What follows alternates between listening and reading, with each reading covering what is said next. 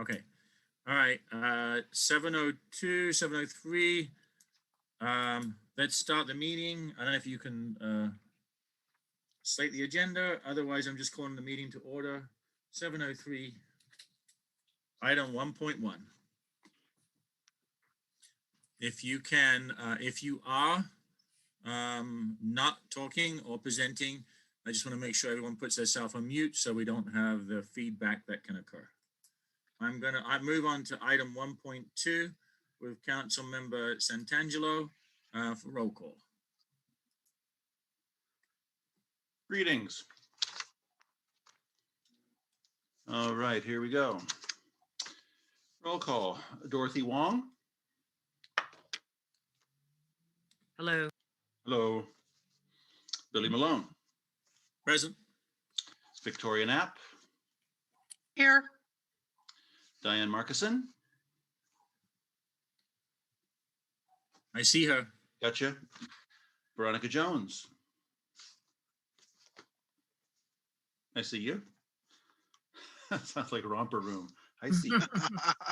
I see you. I remember that. Dr. Thomas. Present. Sylvia Vega. Here. Reginald Wilkins. Hello and present. Greetings. Nick Sadsney. Greetings. Greetings. Doug Cauliflower. I am here. Alan Peck. Here. I see you, Alan. Daryl Aranda. Good evening. Evening. Chris O'Malley. Here. Hannah Petrie. Here. Nick Arnzen. Here. Amy Lyford. Here. Looks like we're all present. Roll call has been taken. Okay, I'm going to move on to item 1.3, approval of the March 16th, 2021 meeting agenda. Councilmember Jones. Good evening, council members. You all received the March 16th, 2021 agenda for review. Are there any additions or changes to the agenda? Motion to accept. Do I have, we have a second? We have any changes for the agenda? Yes. Any additions? There, Okay, Victoria. Councilmember Knapp? Yes. Mr. Chair and fellow council members, because the council and the members of the public didn't have sufficient time or notice to review the gas-powered leaf blower letter under item 2.5, and given that the information regarding whether or not this is an actionable item is missing and or unavailable, I move that that item be removed from consideration and the issue be referred to Supervisor Barger's office and or the county with no action or recommendation by the town council, and the agenda be amended to reflect. I second that motion. Okay, we have a second. Okay, we have a motion on the table and we have a second, so it goes to vote. All those in favor of the motion say aye. Aye. Raise your hand. Any, all those opposed say nay. Any abstentions? I think I saw one nay from One Hannah. Okay, let's do it again correctly. Yeah, please. Okay, all those in favor say aye. Aye. You need to count. 1, 1, 2, 3, 4, 5, 6, 7, 8, 9, 10. I see 10. You, Billy? I'm doing 1, 2, Including 3, me. 4, Yes, 10. 5, 6, 7, 8, 9, 10. I see 10. Okay. 11. I see 11 maybe. 11. Okay. All those opposed say nay. Nay. 1. And Dorothy. Okay. 2. And any abstentions? One abstention. Does that add up? For Nick. Okay. Okay. All right, so moved. Duly noted. Got it. Any changes, any more census tract reports? Usually sometimes somebody will jump in at the end with a census tract report, so I would like to maybe see that happen now so we don't deal with that later. Okay. All right, moving on. To the Mr. Chair, office. Mr. Yeah. Chair, I do think we need to motion to approve the agenda as Oh, amended. thank you for noting that. Just because of the vote, I missed. I do apologize. So thank you. So I then we have have to go to the vote to approve the agenda as now rewritten. All those in favor say aye. Aye. Aye. Aye. 3, 4, 5, 6, 7, 8, 9, 10, 11. I'm counting. All those opposed say nay. I don't see any opposed. Any abstentions? I see no abstentions. So moved. It's hard for that. Okay, so I'm going to move on to the officers' report, the chairman's report, item 2.1. I have a couple of things to mention here, and there's a few things to note. The first of all is this would typically be March. Deb Haberstadt would be doing a Red Cross report.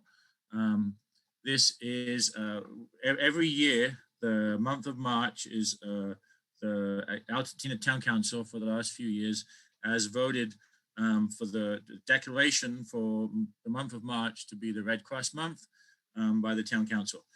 This was again approved by the Executive Committee as an ongoing thing prior to this March meeting, but unfortunately, we did not get the declaration from the Red Cross to sign this to make it an official declaration because Deb's area supervisor, I guess, from Red Cross was called to the border to work with a lot of the separated children on behalf of the Red Cross and set up a bunch of stuff. So as soon as we have that, we will sign that. But the fact that it isn't signed is for a really good cause right now. And we wish the Red Cross every success in their help and support down there. Okay. I also want to bring up at the council, the executive committee meeting, we did go over the committees. And I just want everyone to know, currently, the Education Committee, I'm just giving you an update. The Education Committee was chaired by Jennifer Lee, as you know, who's now on the board of Pasadena Unified School District. And so currently the Education Committee is on a hiatus. Being on hiatus, but we are working through a bunch of things, which is good. And we are expecting and working with Jennifer Lee in having a semi-annual or semi-regular report coming from the PUSD directly to the Altadena Town Council, coming from the Pasadena Unified School District, which is actually a really good opportunity for us. So something that we haven't seen for a while. And then we are looking at restarting the Education Council soon. But again, that we will be looking for a new chair and everything else. But right now, it's on hiatus, but expect to be getting reports directly from the board of the PUSD board shortly. The Film Committee is also on hiatus. We will see if we ever need to continue, but we're going to be revisiting that. We have a new committee that was requested, a communication committee. And Nick Anzen was actually opted to be the chair of that committee. So we approved that with the executive committee. So welcome to the position of the chair of the communication committee, Nick, and good luck with that. And hopefully we'll, if anyone's interested in helping support, obviously each committee requires more committee members. We have a new safety committee we're looking at restarting.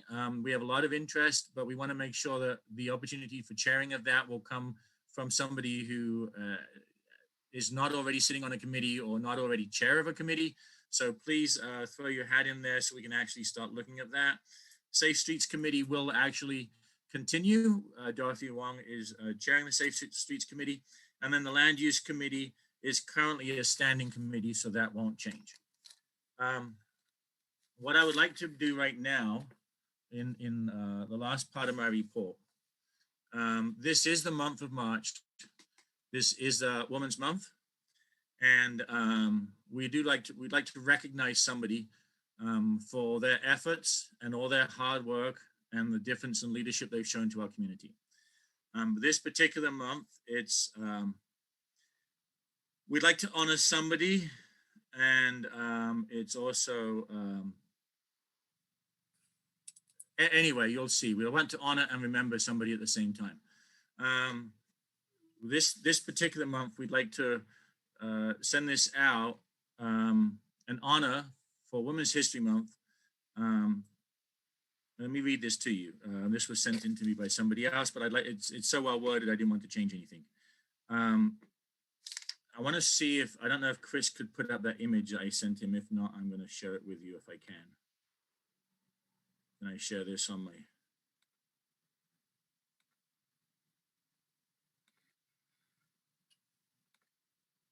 Can you see that? Okay. God destined a mover and shaker to teach compassion, joy, and peace throughout the land in the form... Oh, I guess I'm missing something here. Full of such spunk and promise, Felicia was a gifted child who excelled in school and in the arts. She had performed all over the country with her mother, Corinne, as her manager. In 1998, she graduated from the Center for the Arts in Sciences High School in Saginaw, Michigan. And then later on, she attended the California Institute for the Arts, CalArts. She earned a Bachelor's of Arts degree in theater. Felicia was has connected and supported many organizations throughout California fighting injustice.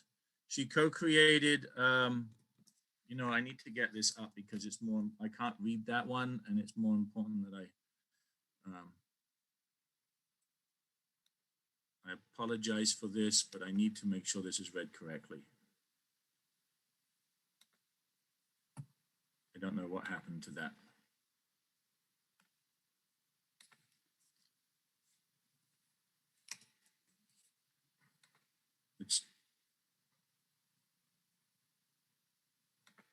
Okay, now I can get the whole thing. In 1998, she graduated from the Center for the Arts and Sciences High School in Saguenay, Michigan, with a growing passion for acting and modeling. Felicia set her sights on moving to Los Angeles. Felicia left Saguenay, Michigan to attend California Institute for the Arts, CalArts. She earned a Bachelor's of Arts degree in theater. Felicia was connected and supported many organizations throughout California fighting injustice. She co-founded Compassionate Arts with friends and colleague, Kira Carrillo Corsa, and becoming a lead master artist and helping to bring awareness to equality, environmental issues, suicide prevention, and depression through the arts. She created an outlet for vocalists, dancers, and other artists to perform in local venues regularly when she founded the Artist Electric Playground. Felicia also founded When Black and Brown Go Green. She was a youth advocate and coordinator at the Pico Youth and Family Center in Santa Monica, California. She mentored young people through the Wiley Center for Art and Speech Therapy.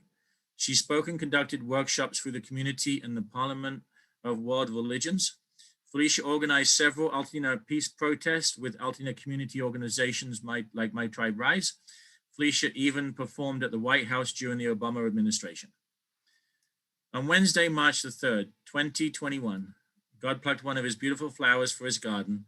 Felicia Leanne Williams, affectionately known as Faye Love, was not only an artist and activist for human rights, she was a natural-born leader who never met a stranger. She was a pure light with the most unforgettable smile and laugh. She brought people together from all backgrounds and nationalities. Felicia was a servant of the people who fought for the people. So I want to make sure that's who we're honoring for Women's History Month this month.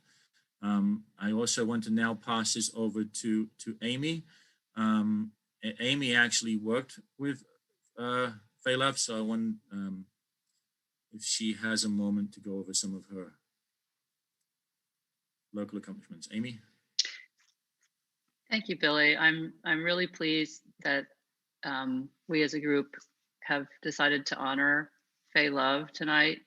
I began to work with her and her collaborator, Kira Carrillo Corser, just a couple of months ago. I was very taken with the work that they were doing, and I was really So impressed by Faye Love as an artist, an activist, and a fierce advocate for social and environmental justice, particularly with her emphasis upon the youth in our community, and also the work she was doing to really think about ways to engage our young people who are struggling with issues, particularly in this time of COVID, that are, affecting their mental health.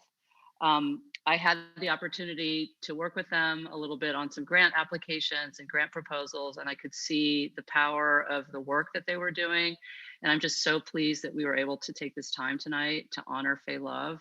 And I know we're all together here sending out our feelings and our sentiments in support of her family and her friends who are missing someone who was taken so young.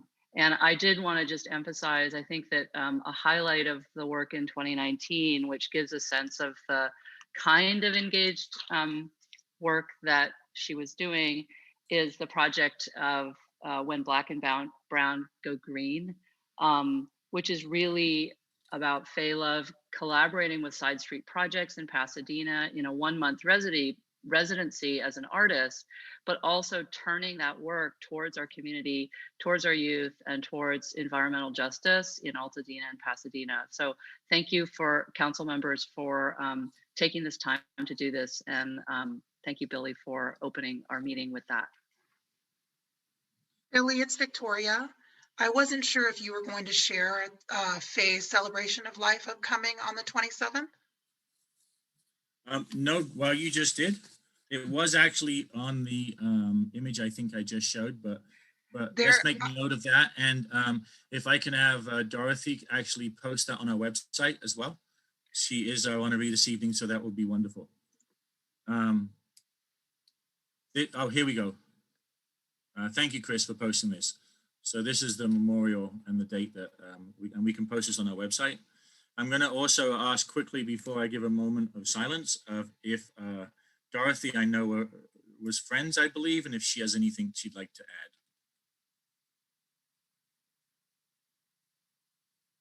Thank you, Billy, and everyone for these heartfelt moments for an amazing young person that has done a lot, and we will miss her. But as a champion to unite, Faye was a big part at starting Dina United. Dina United, working tirelessly as well as an opportunity for us to engage and communicate in a very diverse and inclusive way. Faye will live on forever as part of Dina United, and her seeds have been planted. And I don't know if you read it, Billy, but on March 3rd, God plucked one of the most beautiful flowers for his garden. Faye Lene Williams, affectionately known as Faye Love, was not only an artist and an activist for human rights, she was a natural born leader.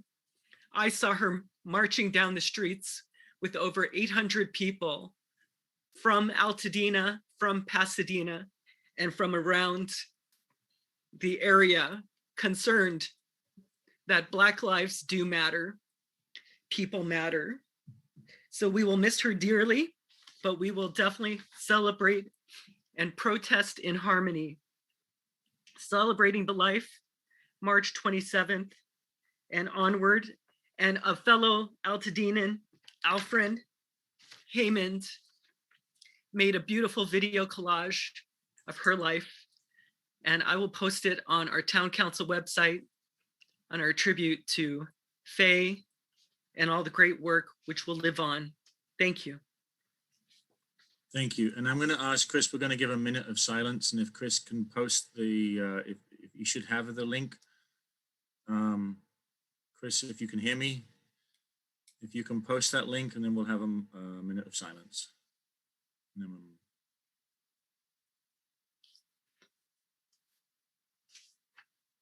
you hear me?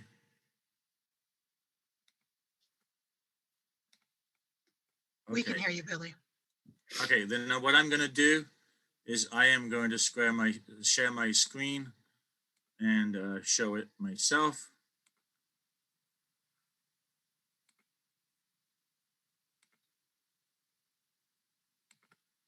And 1 minute of silence.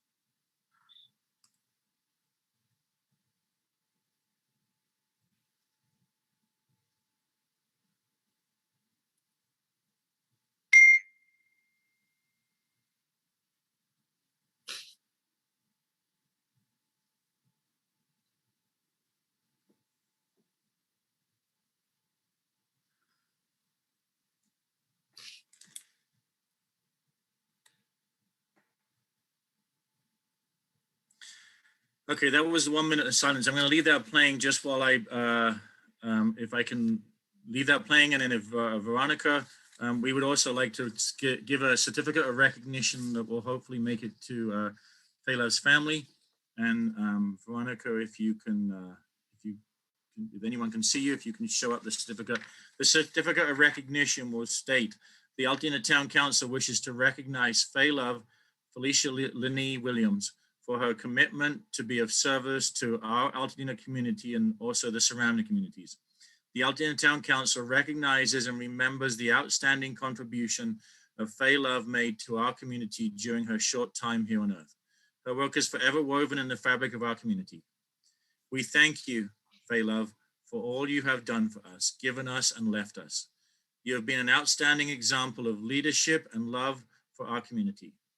We see you, we remember you, never to be forgotten. On behalf of the Altadena Town Council and the Altadena community, we celebrate and remember you on this day. Recognized and remembered on this day, the 16th day of March, 2020. That's our recognition of the Altadena Town Council Woman of the Year, Woman of March. So thank you all. Give you a moment to wipe your eyes. All right, moving on. Item 2.2, Vice Chair Veronica Jones. Good evening. March is the month we highlight the contributions of women and the contributions of women to our history, to our society, and to our everyday lives. I would be remiss if I did not acknowledge the amazing women that are serving and have served on the Altadena Town Council. They have succeeded in helping to make a difference in our community. Our Altadena community is indeed improved by their contributions. I am honored to serve here today with these women and sit in the seats of those that were here in the past. Thank you for giving me this opportunity, women of Altadena Town Council. That's my report. Thank you. Okay, thank you. Okay, moving on. Item 2.3, Recording Secretary. Councilmember Santangelo. Okay, it's a approval of the minutes of the February 16th meeting. If there are any amendments or revisions, please let me know. Otherwise, I move to approve the minutes of the 16th of February. Any amendments? Second. Okay. We have a second from Councilmember Anzen. Any amendments? Okay, all those in favor say aye. Aye. Aye. Aye. All those opposed say nay. Any abstentions? So moved. Okay. Okay, moving on. Item 2.4, Treasurer, Councilmember Marcussen.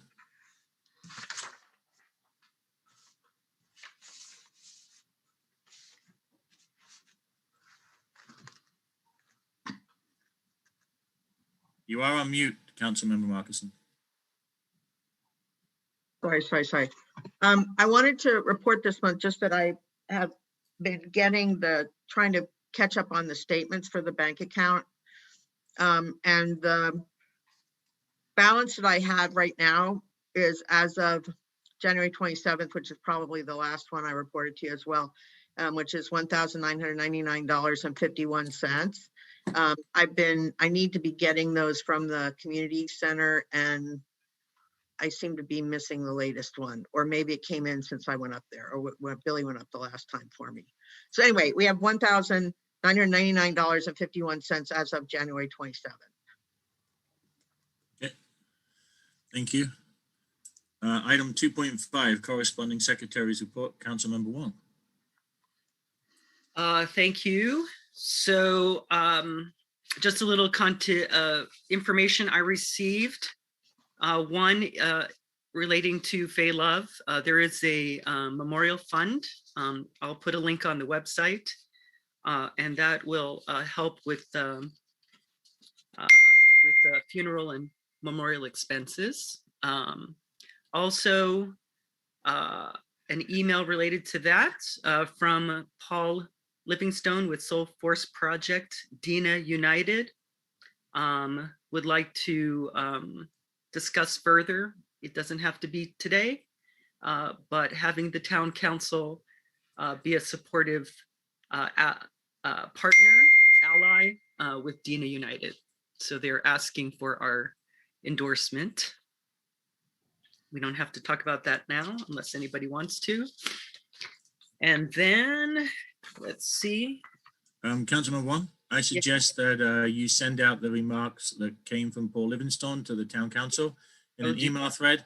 Let us go over it so we have time to absorb what they're requesting, and then we can decide from there and move You forward. got it. And they, again, thank you. Councilmember O'Malley, you had a question? Thank you. A presentation from them might be nice, just so we know what they're about. If that's not out of line. No problem.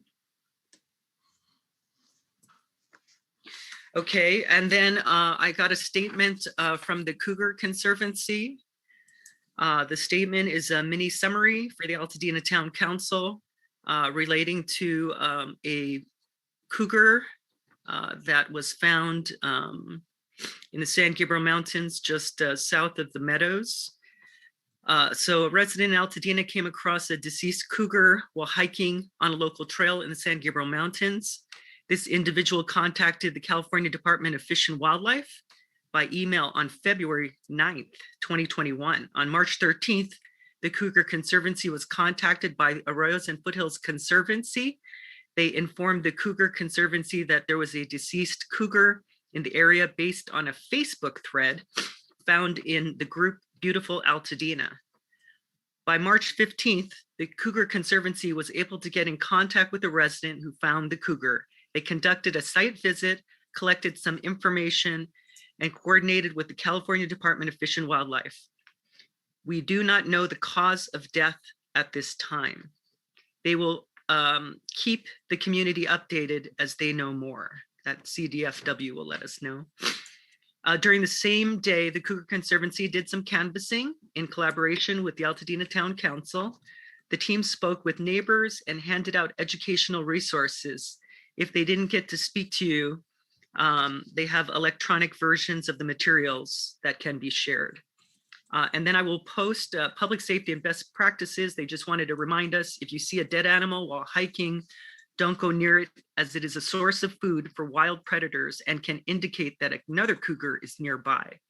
It is best to move on to minimize disturbance to wildlife. The cougar has recommended not to approach animal carcasses for several reasons. For investigations to take place, it is critical that the public does not disturb the site. CDFW can conduct a thorough inspection in the field. And for your safety, do not touch animal carcasses. Wild animals can spread disease. And then I will post their list of resources, hotlines, and safety tips. And then I know we're not talking about it, but I just wanted to recognize that we did receive many letters of concern as it relates to the attention of the safety hazards of gas-powered leaf blowers and their effects on public human health during the pandemic. Gas-powered leaf blowers emit a range of pollutants. So with that, we've also received lots of concern, and as stated in the motion, we will move further down the road. There is definitely a lot of information, and so want to make sure everybody has that. I think that's it for now. Thank you very much. Councilman Wong, did you get the email from Jennifer Lee regarding the event for Women's Month? Yes, thank you. I can read that. Hang on 1 second. Stand by.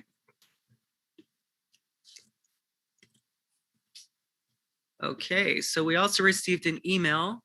The 4th annual Women's History Month for Pasadena Unified School District is on March 24th from 6 to 7:30 p.m. This is for all middle schools in PUSD, and for the first time in American history, you will have a female vice president of the United States. What does that mean, having a woman and the second highest in office mean to you?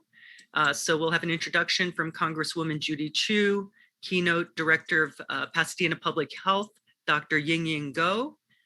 Thank you, students, from Senator Portantino, and closing remarks from Dr. Elizabeth Bianco of PUSD, and I will post that. Again, that is a celebration of Women's History Month, honoring women in leadership, virtual essay readings and art exhibit, March 24th from 6 to 7:30 p.m.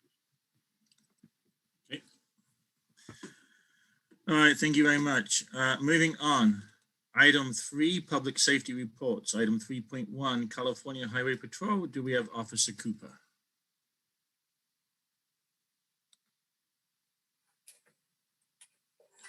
Officer Cooper?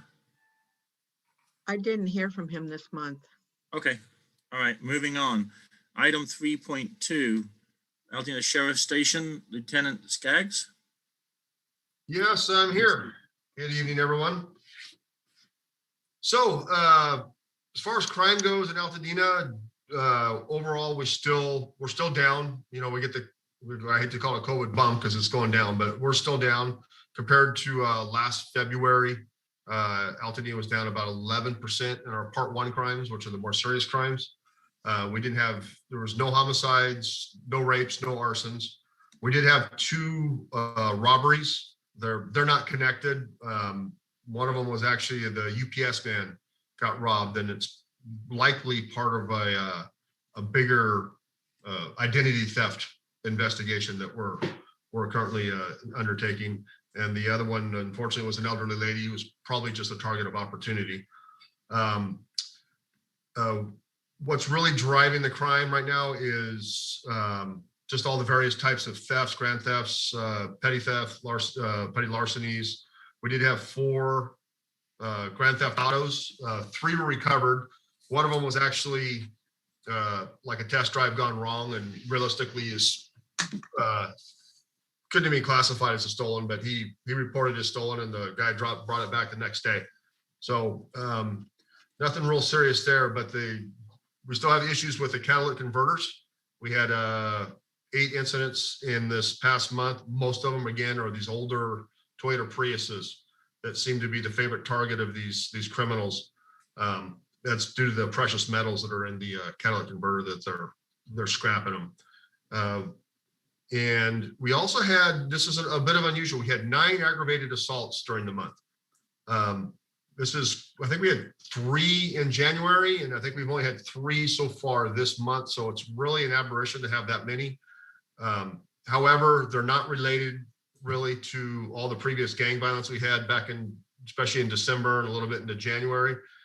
All but 2 of them were gang related, but it was the same victim at his house. They shot his house up twice in the same night, so it counts as 2. But other than that, all the rest of the aggravated assaults were unrelated. They weren't gang related, just an aberration. We had one was a jilted lover rammed the new lover's car with that kind of thing. We had neighbors get into a dispute and one of them pulled out a knife. It was just things of that nature. So nothing really to be concerned about other than they occurred, but it's certainly not an ongoing gang issue like we were experiencing previously. And then one other thing to report is this mail theft issue we've had. We had an incident where it was brought to our attention via social media that there was a truck following the mail carrier around and pulling the mail right back out of the mailboxes after he would the mail would get deposited.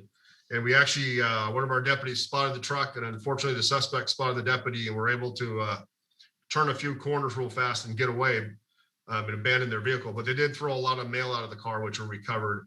And we recovered some evidence in the car that hopefully points us towards these suspects, although the car itself had been stolen out of LAPD's area, and they'd obviously just come up here to steal mail. But I think during the month in general, in addition to this, we had 4 separate incidents of mail theft, same thing of people that losing their mail before they can get it out in the evening. So you might want us to remind everyone to pull the mail out as soon as they can, because these clowns are coming up and going to victimize you if you don't. Have any questions? I just have a quick question. When you're talking about the mail theft, do we know if that's local, or is that people coming from out of the community and hitting certain areas? These particular people were absolutely from out of the community. We know that this car was stolen. I want to say it was stolen out of LAPD's Van Nuys area. So well, I can only assume that what they did is they had an idea of picking a nice neighborhood, hoping to get some things like credit card numbers off bills and that sort of thing, so they could go out and charge them up. But in this particular case, those were out of the area. I don't know about the other ones specifically, only because we don't have any suspects in custody, but it seems likely that they're probably coming out from out of the area. Same with the catalytic converter thefts. You know, we have detained people on occasion where we know that they're part of these criminals. We find catalytic converters in the car, we find the tools in the car, but we can't get a filing on them because we can't specifically say that this catalytic converter was stolen from this car. We don't have a victim. But though in those cases, the people were from out of the area also.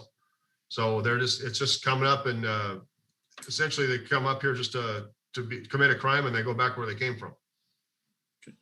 And before I ask the council members any other questions, if I remember correctly, are you celebrating somebody's long-term commitment to service within our community for 22 years tomorrow? 32 years, yes. 32 years. We have a retirement party tomorrow for Deputy Youngstrom, he's actually been off with a medical problem, but yeah, 32 years of service. And I want to say, and Captain Jacobs, correct me if I'm wrong, I say 20 of that was done here at Altadena Station, something along those lines. Quite a bit of service here. That's correct, 20 years. Yeah. I just want to make sure we give a shout out to someone that's committed to their service and careers to our community. So, thank you, Billy. And any other questions from the council? No. If I wait before I go, Mr. Peck, I think he emailed me today. I hope I answered his question correctly. Did he get my reply? Yes, I did get your reply. In fact, I'd like to thank you for that reply. It was very instructive and helpful for me. I've already forwarded the heart of it to the constituent with the concerns. Okay, and then just to add, the parking control officer did get over there today. They did not see any semi trucks in that area, but they did cite a bus of some sort. I think that was probably the motorhome that was complained about. Yes. So they're going to go back tomorrow and see if it's gone, because they can actually get that for the oversized vehicle, even though the weight limit signs weren't up. The oversized vehicle thing does apply. So they're going to try to use that tactic to keep them out. Super. Thank you very much for your help. You're welcome. Mm-hmm. Thank you. Anyone else? Did I see a hand come up, Councilmember Wong? No? Okay. I'll ask just quickly, sorry. So Lieutenant Skaggs, as it relates to Cheney Trail Road, how far, I was there on Sunday and the cars were just everywhere. So does that fall on the Forest Service to then enforce, like literally they were parking where it says no parking? obviously it was past the Forest Service sign. So Oh, does no. that, No, you know what? All I'll do is, I don't know if you know, I think about 2 weeks ago, we had our reserves go up and they issued, I think, 28 citations. Maybe it's time we organize another one because, when the weather gets nice, it's only going to get worse. So we got to try to get this under control before it gets out of hand. yeah, we're gonna have a parking sign meeting at some point soon. Okay. So good to kind of just think about the big picture. Thank you. Yep. All right. Okay. Anyone else? Oh, Lieutenant Skaggs, Yes. just FYI, I sent you another one. Okay. All right. I'll get it when I get to work tomorrow. Fair enough. All right. Thanks. Well, Lieutenant, thank you very much for coming to our meeting. We Sure. really appreciate it. I guess we'll be seeing you next month. Yeah. Good night, all. Thank you very much. Okay, moving on. Item 3.4, LA County Fire. That's the 3.3 LA County Fire with Maria Grycan. Yes, for the month of February, there were a total of 281 responses in Altadena. 213 of those were for medical calls, and we transported 164 patients. We had 5 fires. We had a cooking fire, a trash fire, a vehicle fire on Casitas Avenue, and then we had 2 structure fires. The first one was on February 17th on Marchetta Street, and that was accidental, an electrical malfunction in the laundry room. It was pretty much confined to the laundry room area, a little bit of extension into the kitchen, I believe, but not too bad overall. And on the 28th, we had another fire on Holliston Avenue. And this one was also accidental. It was curtains that were hanging and they were resting on top of a lamp where the lamp was on, had been on for a very long time. So the light bulb was very hot. Curtains were sitting on top of the light bulb and the curtains caught fire. Then the curtains fell down to the floor and did a little bit of damage to the wood floor. So luckily the residents spotted it pretty quickly. They got most of it out and called the fire department, and the fire department took care of the rest of it. So the damage to that was kept minimal, but really important with lamps and space heaters and things like that. Just don't let anything combustible get into contact with them, because this is how fires can get started, especially when you're not in the room and those things are operating. We had wires down on Coolidge Avenue, a power line down on Midlothian Drive, and we had a gas leak on Roosevelt. The gas leak caused no damage. And then we had 7 traffic collisions, and 1 of those involved person trapped. That is it for the February report, unless there's any questions. I see no questions. Okay, thank you very much, Maria. Thank you for No coming problem. again. I guess we'll see you next month. Yes, you will. Okay, thank you. Okay, moving on. Item 3.4, California Fire Safety Council. Marla Arthur. Hi, yes, I'm here. Thank you so much for this opportunity. If I could get my slide being shown, that would be great. Otherwise, I can share it. Is passing the media there? Do they have the slide? If They have the slide. Yes, but I'm just wondering if he's listening right now. Good question. They're busy working. It's not that they're not not doing something. But it's Should I just go ahead and share mine? Yeah, go ahead and share yours.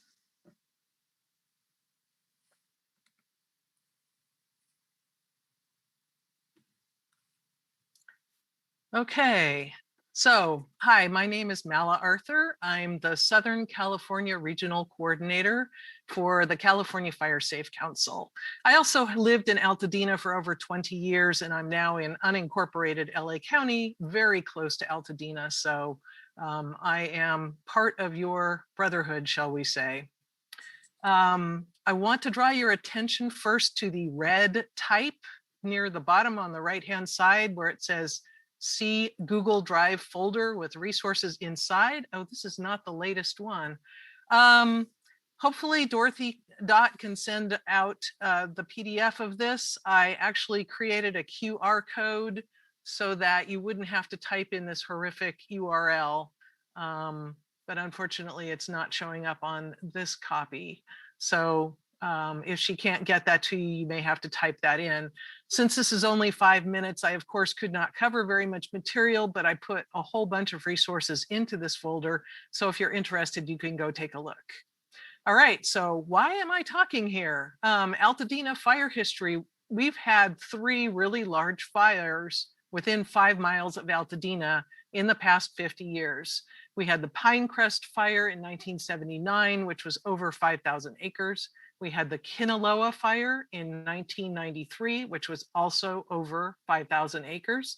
And then the huge one, the Station fire in 2009, which was over 127,000 acres.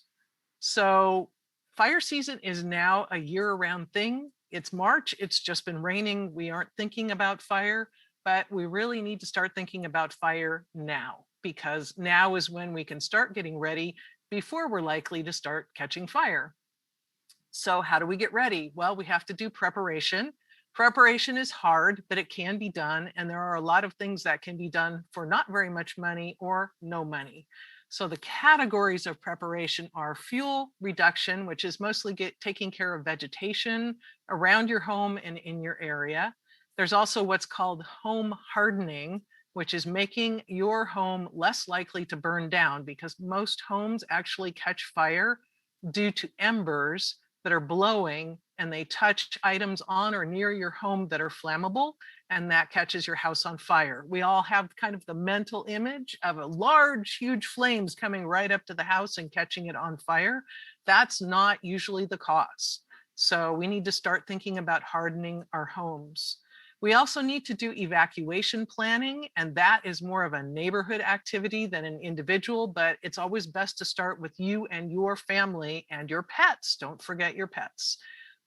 We also need to come up with emergency notification systems, because as wonderful as the sheriffs are and as wonderful as LA County Fire is, there are not enough of them to go around to all of our homes and knock on the door individually and tell us each it's time to go right now. So we need to have communications to be able to do that. The one run by LA County is called Nixle, N-I-X-L-E. You can sign up for it online and you will get notifications from the sheriff and from County Fire through that. But it's always good to have an option that is neighborhood based also. So you want to work with your neighbors, and there are some groups you can form with your neighbors, like a fire safe council, which is a grassroots neighborhood group that comes up with plans on their own. It's not the state or the county telling you what to do. It's you designing your own projects that are important to you that will make you all safer. Fire safe councils tend to emphasize defensible space, which is mainly clearing vegetation and fuels, especially in the areas around your communities. Another similar type of group is called a fire-wise community. That emphasizes home hardening more. So there's a checklist of things that can be done to homes.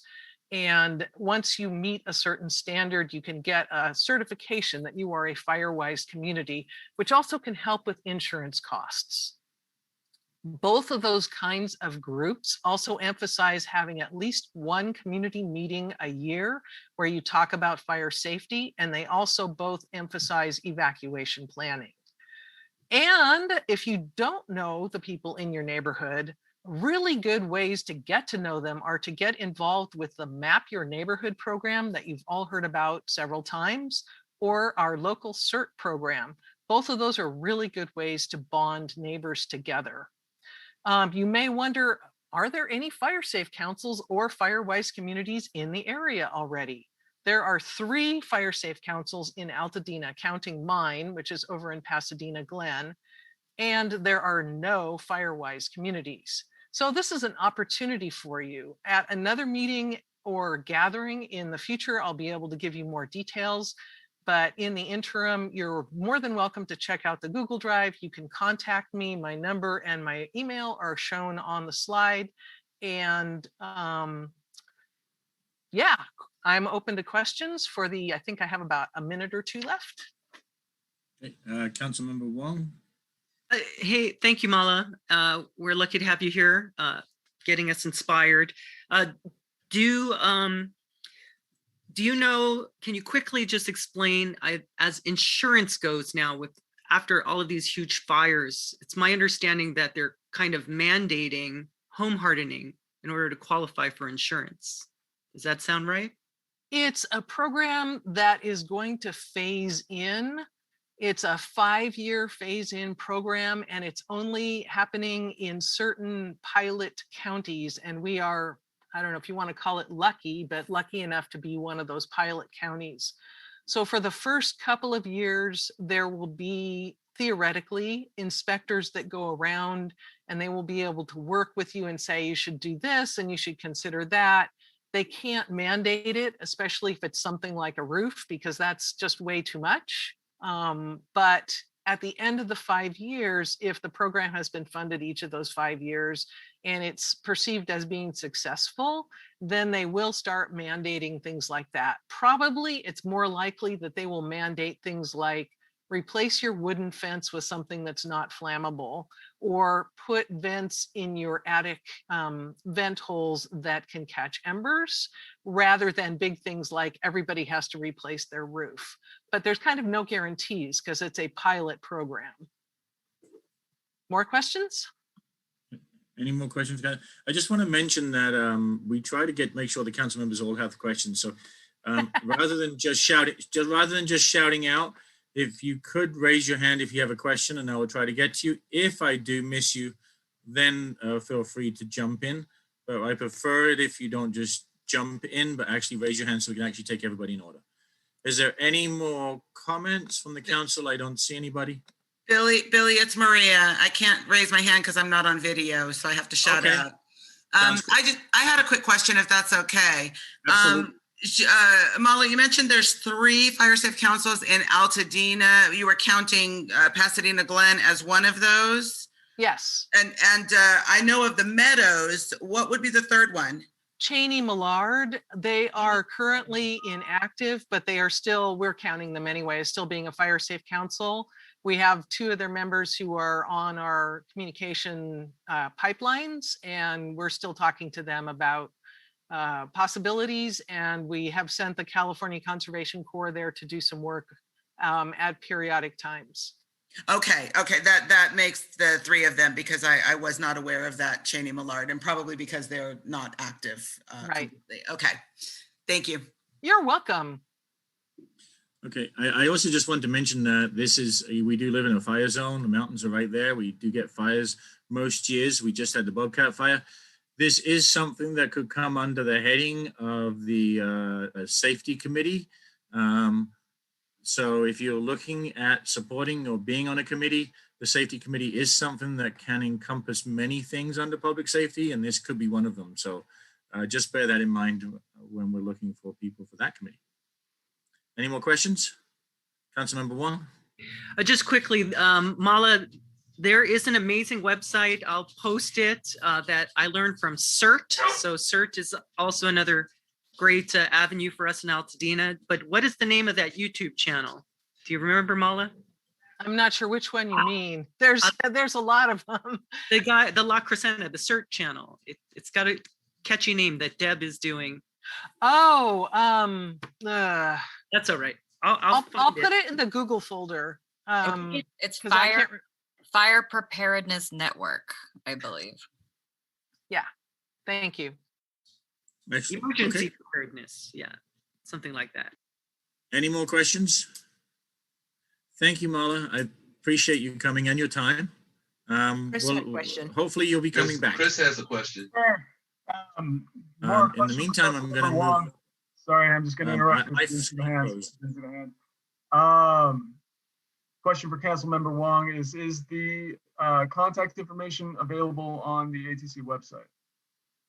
For Mala? Yeah. I am going to post the one she gave me with the QR code. Awesome. with all that. Thank you. Thank you. All right. Thank you very much. Okay, moving on. Item 4 under special presentations. We have here, as I mentioned, because it is a very full meeting, we have time limits of 10 minutes. There will be time. So I do apologize for that, but we want to make sure we include everybody. So item 4.1, Southern California Edison. And is it Lee Moreno? Oh, I see Jerry Avila there. I mean, who? Hi, yeah. Yeah, go, Billy, this is Dave Ford. Oh, hi, David. Yes, how are you doing? Good. I just want to let everybody know that we recently had a blackout in Altadena where some people were out for many, many hours and almost a day. And David, even though it was outside of work hours and on a Friday night, David Ford stayed in constant communication with me, went back and forth throughout the evening and the morning. And regardless of everything else, it was really nice to have somebody from SCE that was reachable outside of work hours and that was there for us. So thank you, David. I just want to make that public. Well, happy birthday to you again. Thank you. Thank you. Thank you. Leah is not able to be on the call this evening due to some personal reasons, but Jerry Avila is the senior arborist for this area, and he will be providing an update. And as we mentioned, it we'll just be brief on this call tonight because we'll come back and Jerry will give you an update on what we are planning to do in the month of April. Okay, sounds good. Okay, so just to start off at the top, tomorrow is when we start our official training of all of our customer coordinators, our tree assessors, and our actual tree crews.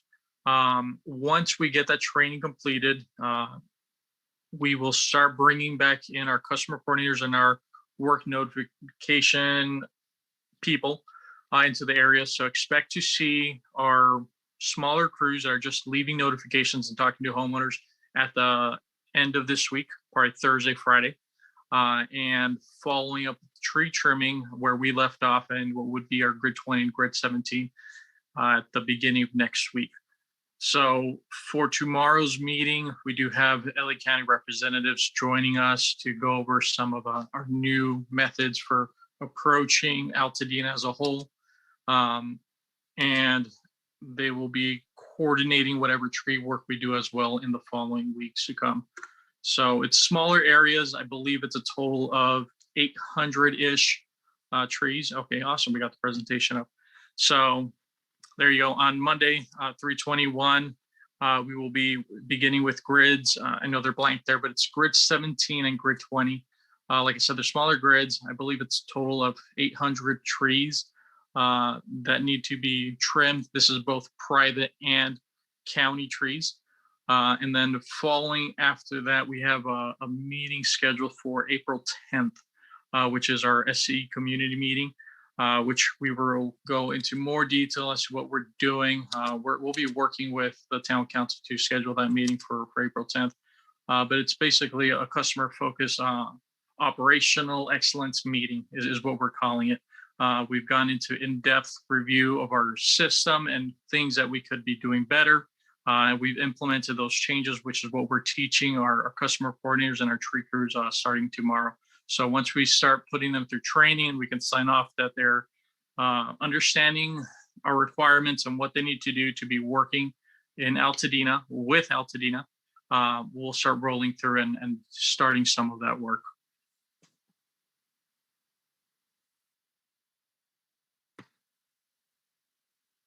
Okay, so on that slide right there, these are our two smaller grids that we're talking about. Grid 20 is where we left off on the work we had started. This is where we were stopped by LA County back in December. So we have a few mitigation points there to finish up. And then our grid 17 is one that's normally scheduled for February, and we've held off on going back and getting that work started. So we will be going in there starting next week. There might be tree crews here or there starting this Friday or Thursday if we are to see what we call P1 emergency, which is a tree that's making active contact with the power lines and is a fire hazard. but these are very small cases, one-offs, very unlikely that will actually happen since we recently did our inspections in there. But that's our plan for right now for Altadena. Once we get this program rolling and presented formally to you guys, I'm sure we have a few more grids coming out through the remainder of the year, and we'll be working with you to get those grids scheduled as well. Okay, thank you, Jerry. And as he was saying, we're going to work very closely with Altadena Town Council as well as Supervisor Barger's office on operational excellence and restoring, rebuilding the relationship in the community. So this is very important to us, and I know how important the tree community is in Altadena. So we appreciate you allowing us this time to share this update. But on the upcoming meeting, we'll go in depth about our engagement and take feedback from y'all on how we can do this better and engage.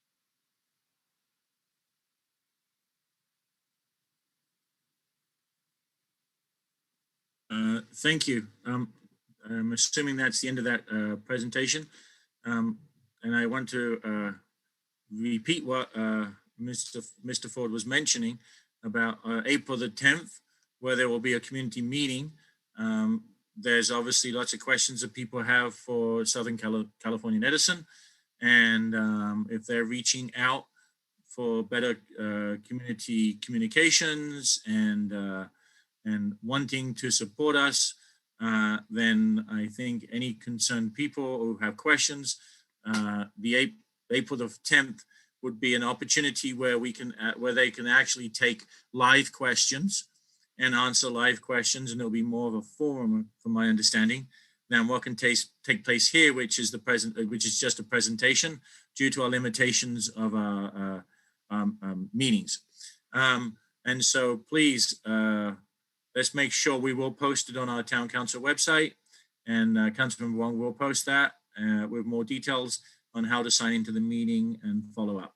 But just be aware for the community, this is a chance for to have a one-on-one with in a community forum between our community of Altadena with your questions and concerns directly with Southern California Edison. So I really appreciate you taking the time to come, and I really appreciate you setting up a meeting that will address the community. So thank you.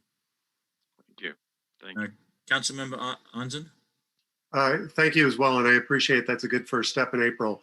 Seeing that you're talking about within a week or so, and within our tract, it looks like you have us some activity happening. What's the best way? Where can I direct a resident to find information about the upcoming activity prior to April 10th?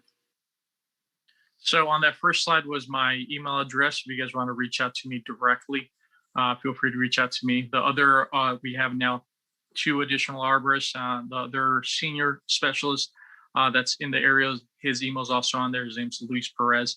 We're both going to be working with the crews on this project, since we know it's a little bit ahead of our 410 meeting. So we'll be there on site if anything needs to occur where we need to be present. We're quite literally in the area. So we'll be in Altadena while the crews are in there. And you guys can feel free to reach out through us through email. And I'll also be forwarding over my cell phone information should you guys need to get a hold of me personally. And then Jerry, just for the community to answer Nick's question a bit further, is there a communication link or a phone number or an email that you can actually post in the chat right now, so anybody can get that from the chat, something that's more public? Yeah, I'll try and post it. I'm working off my phone here. My computer is giving me issues, but I'll try and post it. If not, I'll make sure it gets sent out. But yeah, all my contact information will also be left behind on our door hanger. So if we stop by your house, you'll be able to reach out to me. Okay, sounds good. Councilmember Lightfoot and then Councilmember Wong. Thank you, Jerry and David. I'm interested to know, or just to make a suggestion, at the April 10th meeting, it might be really helpful for you to come and perhaps give a sense of your arborist philosophy in working in Altadena, because I imagine that there are various ways that you might approach a particular project, but I'm sure that getting a sense of the way you're thinking about the work you'll be doing in our community might be a helpful way to introduce yourselves to the community and then to also prompt more detailed and specific questions from members of the community. Thank you. Definitely the way the trees are cut and performed maintenance is something that we hear a lot of from the community. It doesn't seem to be going the appropriate way, and we need to make sure we get the correct answers. Okay, Councilmember Wong. Thank you. Just a quick question, Jerry. So the tree trimming that's starting again around 3/21, what the county did with their tree trimming is they provide a map. They even provide us, the town council, an address at where the trees are getting cut so that we're aware that it's going on. Can you guys provide us a map and or something similar rather than being in the area? For example, even the pole replacement that happened on Altadena Drive recently, I wasn't aware of it. And then I'm like, oh, there's poles. Oh, that's happening. So any kind of, I don't know if you guys have that ability, but it's really helpful because we get that in advance and then we're able to, you know, share or at least be aware. Okay, yeah, I'll see what we can do to get some information sent on over to you.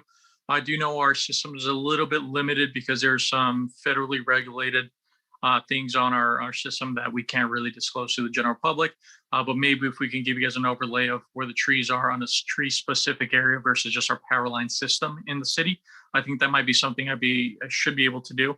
I'll work on that tomorrow, and I'll see if I can have something sent over to the council just so you guys are aware. Like I said, for now, it's a smaller area that we're working on, kind of outlined there on that presentation, but I'll work on getting you guys more exact locations as to where we're going to be working. Councilmember Anzen? I promise it's a quick yes, no. Jerry, are you comfortable with us sharing that email with a resident? Absolutely. Yeah, please share my email address. Okay. Councilmember Vega. What type of notice are you giving to the homeowners in regards to timing of the trimming? So this is part of our whole new system where we're pretty much going to bombard everyone with door hangers and actual people that they can speak to should they want someone to give more information, including some of our contracted arborists that are going to be in the area. For now, the general idea is that if we're going to your own private location, we're going to be scheduling that with you, leaving door hangers and contact information for our crews. And should we be trimming on an LA County owned tree, we're going to be leaving door hangers not only where the tree is centrally located, but also in the neighboring vicinity, give or take 500 feet in either direction. So that's what we're currently working on. And that's part of the big presentation that we have going on for April 10th. And that's what we're going to be training our employees on tomorrow. So we do have quite a larger workforce for customer notifications and customer coordinations where they'll be able to reach out to someone with both phone and email and schedule and talk to exactly what it is that we're doing and why we're doing it. So within a week or so, or 48, yeah, 72? Correct. So minimum of 48 hours is the notification that they're going to be leaving. So that's why we're going to start leaving our notifications on Thursday and Friday, and tree crews will not be there till Monday or Tuesday. Okay, any more questions? I encourage all council members to join the meeting on April the 10th. And I also encourage anyone of the members of the community who's listening in to also join the meeting on April the 10th, where you should be able to get live answers to your questions. And hopefully we can actually start setting up a really good relationship with Southern California Edison. And we can solve any issues that we've seen in the past. So let's hope that this forges forward in the right way. Thank you. I believe that's it for questions, right? Billy, I just want to add this, that I just put Jerry's email and his cell number in the chat. Excellent. Okay, so if you all heard that, the information is in the chat. So thank you. Thank you very much for the time. Thank you for coming this evening. We really appreciate it. Thank you. Thank you. Yeah. Okay, moving on. Item 4.2. Breathe Southern California. Sarah Colley, is that how you pronounce it? I'm sorry. Yeah, you're good. Okay. Hi, my name's Sarah Colley. I'm a programs outreach intern for Breathe Southern California. Thank you so much for having me. I'm here with my supervisor to help follow up with the Q&A at the end as well.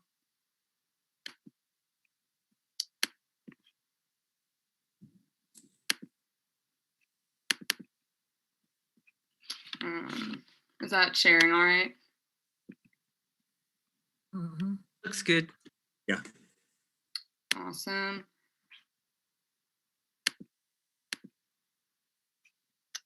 Okay, so yeah, as I said, my name's Sarah. I'm an intern for Breeze Southern California.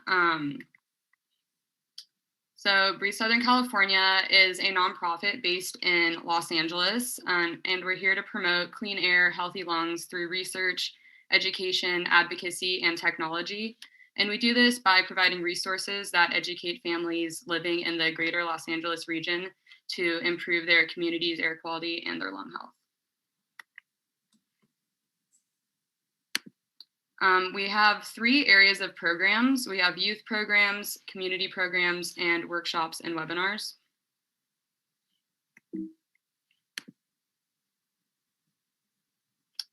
And so some of our previous program partners have been different Boys and Girls Clubs, the LA Conservation Corps, Campfire, and Long Beach Unified School District, and many more, as you can see. So first, I'm going to go over some examples of youth programs that we do. So our first one is O2 for You. And this is one of Breathe LA's flagship programs. And this focuses on environmental and asthma literacy. And this has been serving in our community for over 20 years. It's really helpful with students to teach them how to improve their indoor and outdoor environments and help identify and manage health risks. And it also helps them learn how to recognize asthma triggers and symptoms, as well as asthma emergency preparedness. Next up, we have First, and this program is really useful in students learning how to resist tobacco and nicotine.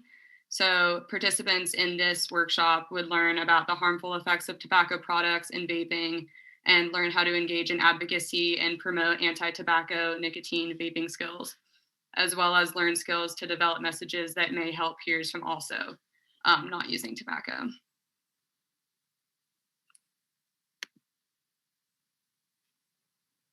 Next up, we have our workshops. So we have adult lung health workshops, Electrify America workshops, and the Vaping Trend. So our adult lung health workshops are offered towards the adults and seniors. And so we can offer registered respiratory therapists, which can provide screenings, lung health, and wellness information. These are really helpful in learning how to live a positive lifestyle and gaining different skills and habits to help seek appropriate care earlier on, and also learn how to identify COPD risk factors and triggers that are related to smoking, airborne environments, and indoor toxins, while also gaining a greater awareness of COPD risk and learning how to advocate for care services for themselves. We also have our ride and drive presentations. So this is through our Electrify America project, which aims to build electric vehicle awareness and consideration in the United States by explaining the importance of potential zero-emission vehicles in metropolitan areas. And these discuss how air pollution affects our health and which groups are most at risk. And it also discusses the importance of renewable energy and sustainable transportation.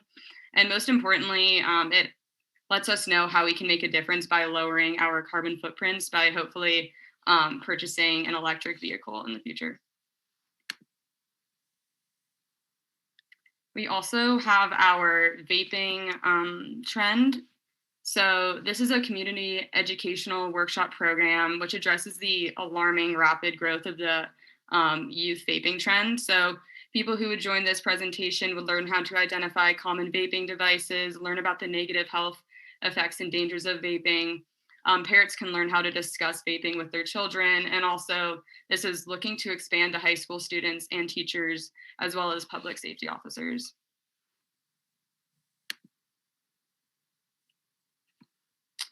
We also provide our community programs. So an example of this is Lung Power. And this is a family-focused asthma education program.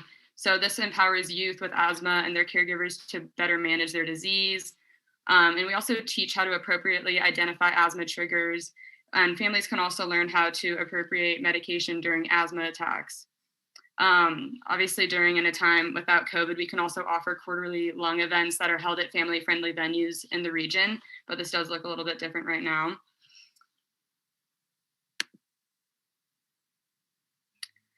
As well as film series. So we also are not offering these, I believe, because these would be in person, but these are usually open to everyone in the community, and they're film screenings on air quality, environmental health, climate change, lung disease.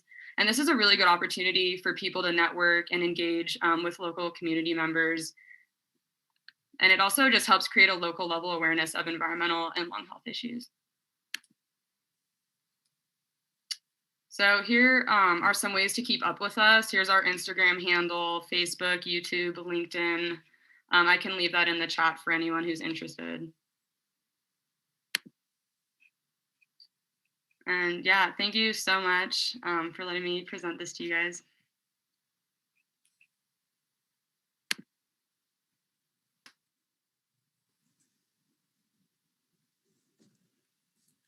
Is that it? Yeah, that's all. Okay. Were you mentioning earlier that somebody else was going to actually talk after you from your office? Yeah, he's here to assist with the Q&A afterwards. Okay. I just have a quick question. Is when you were talking about the vaping quite a bit, and my understanding is the issue mainly with vaping that we've come to understand is that the oil that's required to vape is non-toxic, and so people tend to think that there isn't carcinogenic. However, once it's heated to the temperature required to vaping, that safe oil becomes a carcinogenic and then becomes toxic. And that's where the issues that we're seeing come in, where people tend to think it's a safer form of smoking and it ends up being more dangerous. Am I correct in that? It's going to depend on which device the individual is utilizing. Actually, I would recommend if you were to be interested, we conduct these workshops for free. This is for parents. This is going to be for faculty, teachers, etc. And we could also provide you on demand or workshop with our health educators. So if you're interested to learn a little bit more in regards to the specific vaping devices, what chemicals they currently have, please, you could send me a message. We could redirect you to a live webinar with a health educator or on-demand webinar. That's good to know. So basically, correct me if I hear you correctly, is that if we can identify the devices, certain devices are more of a concern than other devices. So actually being able to understand which ones are which, as a parent of a teenager especially, that would be to our advantage. Correct. Yes. That's good to know. And then do you work with any of the school districts around here? We have worked previously with only Pasadena, not Altadena. Altadena, actually, our school district is Pasadena. We share the same school district. So if you do with the Pasadena Unified, that is our school district. So, okay. Yeah. So we have. Okay. All right. Any questions from the council?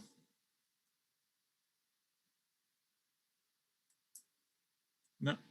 Well, thank you very much. And if you want to pass along our information, we will post it. And then if there's any questions, is there a number or communication that you're willing to share? Phone number, email? I will ask if there's anything you don't mind public, if you could post it in the chat so people can, the public can see it there. And then also something you can send to us that we can also post on our website as an update. Very well, will do. Thank you so much. Well, thank you very much for coming. I really appreciate it. Yeah, thank you for your time.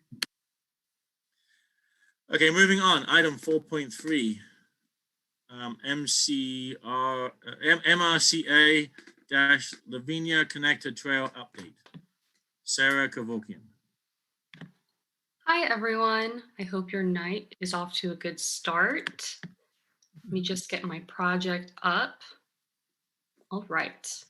Hi, everyone. My name is Sarah Kevorkian. I'm with the Mountains Recreation and Conservation Authority, and I'm the project manager for the Sunset Ridge Connector and Millard Canyon Trails.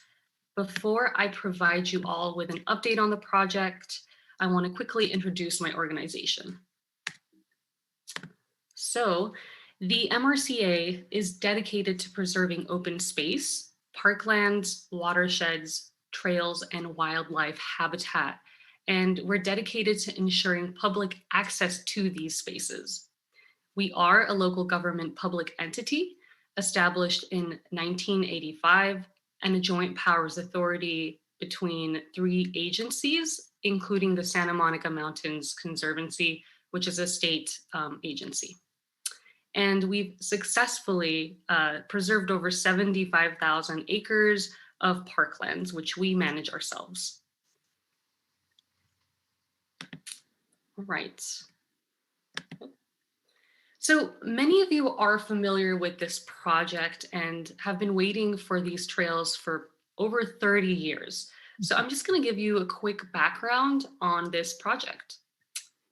So in 1989, as a condition for the Lavinia development to be granted, the LA County Department of Regional Planning required the developers to provide the development of public access trails and the conservation of open space. And actually, the Santa Monica Mountains Conservancy was considered for that conservator role in ensuring that open space was conserved.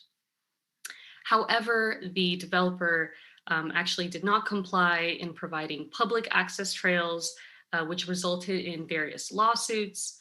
But it was through the community advocacy, including an organization called the Save the Altadena Trails, as well as individuals such as Marietta Cruz, that pushed the county to in turn push the HOA, the Homeowners Association, to transfer those properties and easements. So now the MRCA is working with the county and Outward Bound Adventures to develop these public access trails and finally fulfill the promise of these trails, which the community has been waiting for over 30 years. So this is quite a timeline of things that have occurred in the last 30 years. I'm going to touch up on a few of these.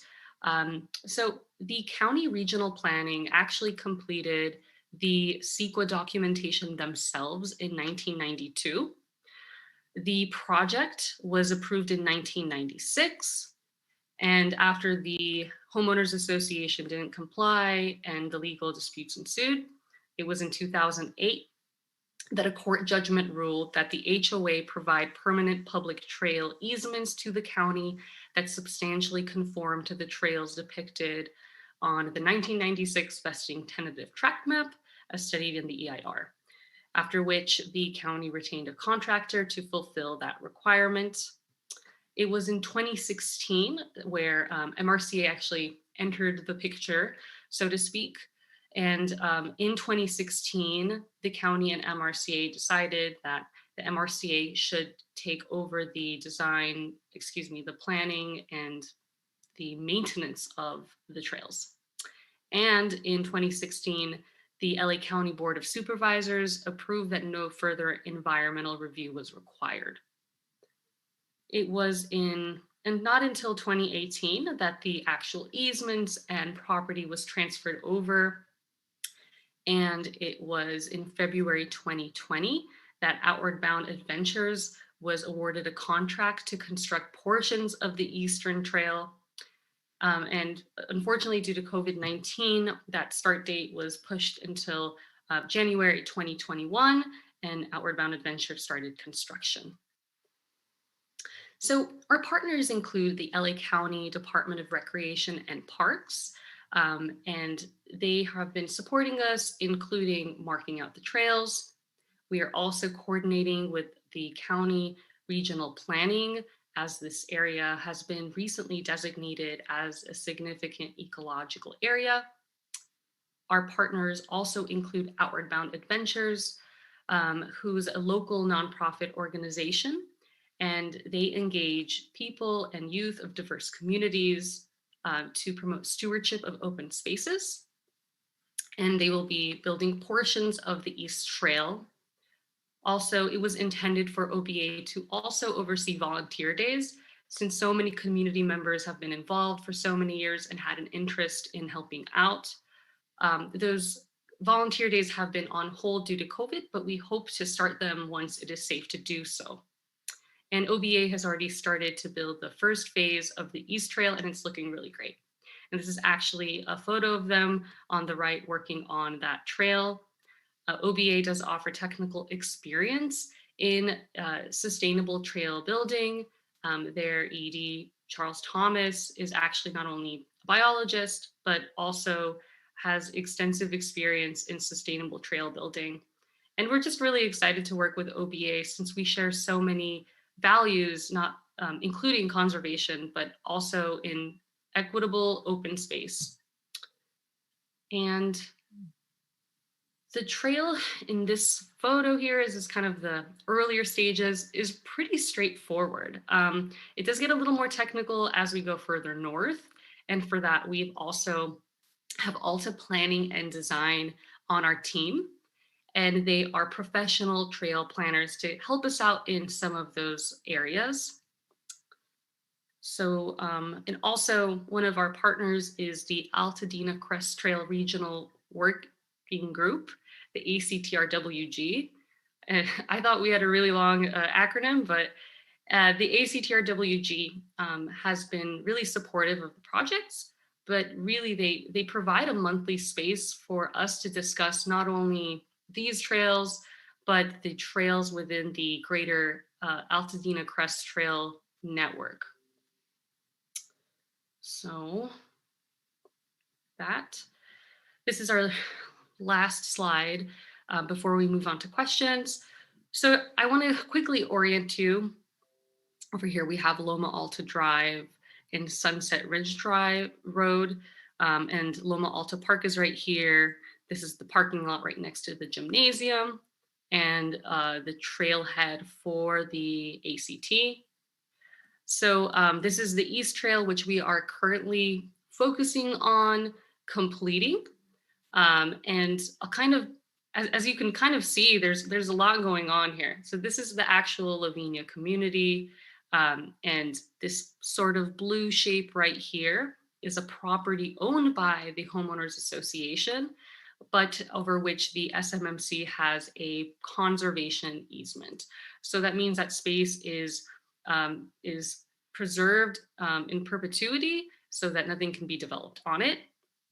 This yellow outlined shape right here is property that is owned by the SMMC as well as includes the county trail easements. And here we have this little area right here. We have had early discussions with the Angeles Forest, but we would hope to connect this trail to Cheney Trail, and those conversations will continue. And once we're done with working on the East Trail, we will move our attention to the West Trail. So as I mentioned before, the environmental review has been fully completed for these trails. We are, of course, consulting with the required regulatory agencies and will continue to take direction from them. But really, we are using best management practices to create the least impacts in providing these trails. And ultimately, these trails are mitigation, remaining outstanding mitigation to offset the Lavinia community. And we're working on constructing these trails as the community's been waiting for over 30 years. But we're really excited to make progress with Outward Bound Adventures, and just really excited to share this update with you. And right before I open up for questions, my team is working on a frequently asked questions, an FAQ, to kind of to post on our website to help other folks who are interested in the project. This is also my contact information. If you are interested in these projects and want to find out more, please don't hesitate to email me. And with that, I will open up for questions. Okay. I will say if you come up with the FAQ, if you can get that to us, it will be really nice to actually put the FAQ on our website. So I'd appreciate that. And then everyone has the contact information. Any questions from the council?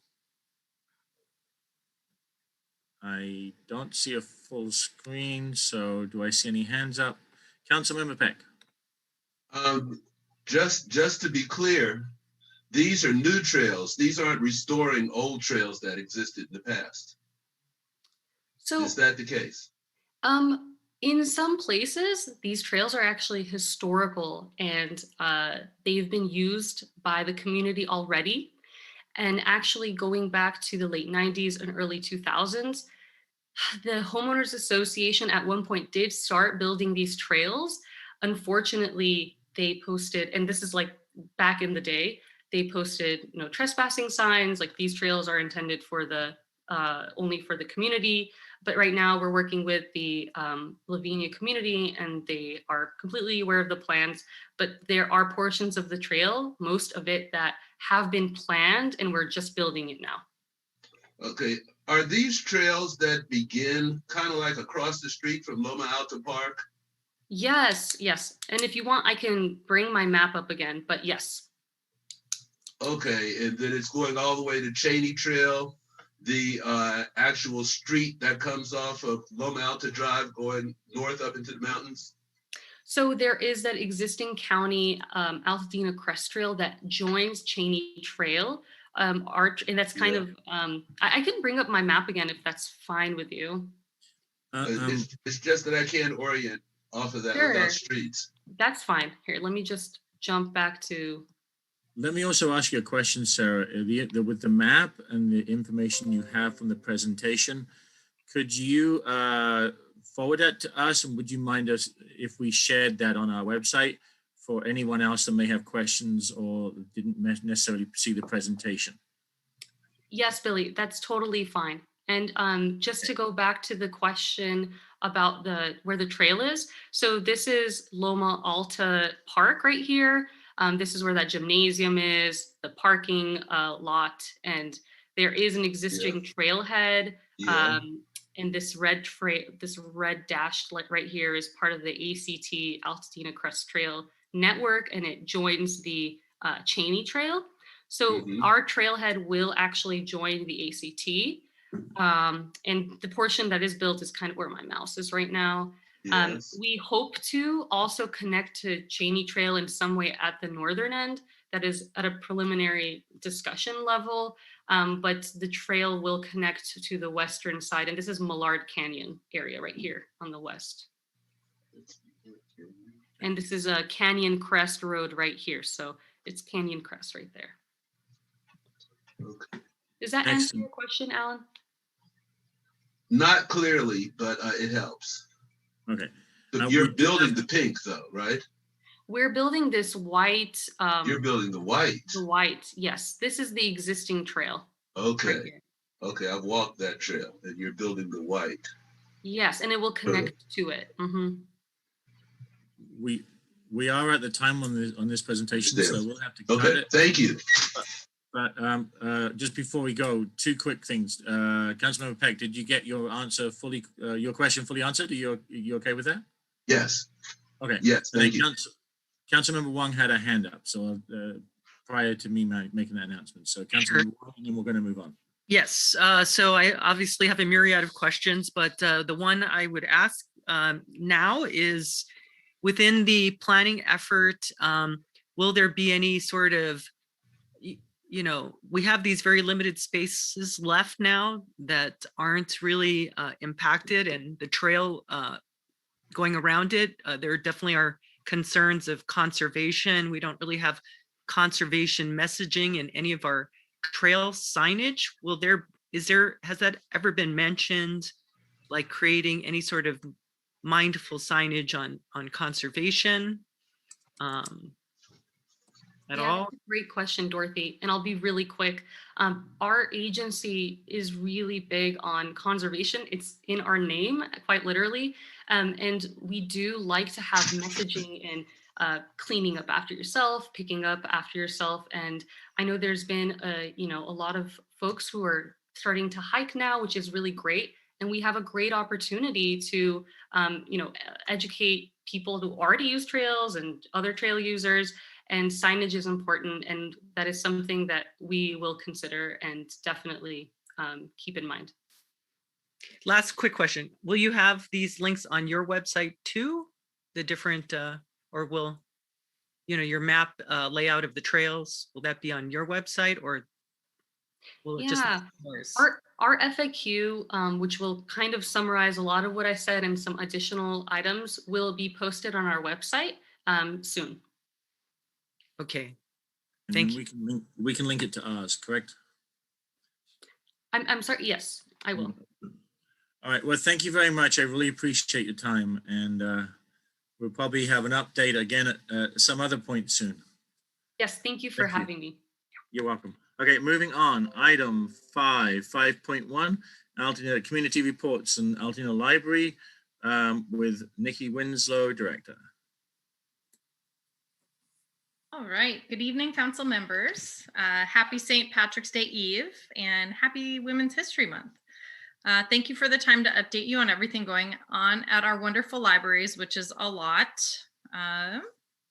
We were excited to bring staff back to the buildings on March 1st and launched curbside service on Tuesday, March 2nd with 98 pickups that first day. The community was definitely ready for this service to return. We also opened passport services on March 1st and processed 51 applications in the first 2 weeks, which is amazing. We're planning to move into limited browsing, public computers, and copying and printing sometime in April, similar to what we did in October. And also are creating a plan to expand access to more of the whole building and in-person programming. More information to come, obviously. Make sure you're signed up for updates at altadenalibrary.org/newsletters. We also have the new Community Facilities District Standing Committee that we actually added 3 community members to. Thanks to your own Amy Lyford for serving on it, in addition to Kim Kenny and Jim Vital. Last week, we also held interviews to hire a capital project management firm that will work with us to complete both library renovations from start to finish. The Board of Trustees will vote to offer a contract to the selected firm this coming Monday at their regular meeting, March 22nd at 5 p.m. In addition to that, we also have 2 RFPs out to hire a municipal advisory and bond and disclosure counsel firm to help move the bond issuance process forward. We're going to continue to engage with the community to gather feedback. Thanks to some of you that would have helped and assisted with this process. And we'll continue to do that as we prepare to design our library spaces. So that is a really, really fast summary. There's so much going on with the building projects that takes up a lot of my time. Oops, how'd that go? Okay, so National Library Week is right around the corner from April 4th to the 10th. And in honor of it, we are creating a list of the top 10 things you probably didn't know you could do with your library card. I wanted to highlight a few. So did you know you can access free online tutoring, study tools, and research databases for grades kindergarten through 12? Included in that is BrainFuse, a database that offers all of these tools 7 days a week, including high school subjects like biology and calculus. So spread the word. Did you also know that you can check out a telescope, sewing machine, Wi-Fi hotspot, virtual reality headset, or laptop, and more actually? One of our staff confirmed that the telescope is awesome and is tempted to buy one of her own. So check out some or all of these amazing items. You can also stream popular movies and music through our online platform, Hoopla. Their catalog is actually over 700,000 items and also includes comic books, ebooks, e-audio books, and more. And don't forget, it's all free. And did you know, coming soon, our adult services team is working with our new assistant director, Victor Werebear, to launch this program to get discounts at local businesses through our Read Local, Shop Local program. When we launch this program is going to highlight and promote local Altadena businesses and our libraries. So more info to come. I'm sure I'll have more on that next month. So the theme for National Library Week is Welcome to Your Library, to celebrate all of the ways that library services have expanded outside of our actual buildings, especially during this past year of pandemic. As you all know, everyone is always welcome. Sign up for a card on our website, tell your friends and neighbors about all that we have to offer, and please engage with us on social media. So thanks to some generous donations in the last few years, our beautiful painting, Millard Canyon at Granite Gate by George Gardner Simons has been restored and is hanging proudly at our library again. We can't wait to let people in to actually see it in person. You can check out our YouTube page to see the video of Camila Corbella from LA Art Labs as she explains the entire process of restoring the painting. Okay, where did my cursor go? All right, there we go. We continue to partner with the Pasadena Literary Alliance to produce some amazing author talks.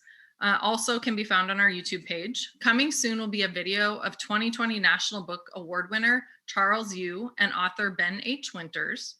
A little birdie told me that a future video is going to feature renowned author Barbara Kingsolver as well.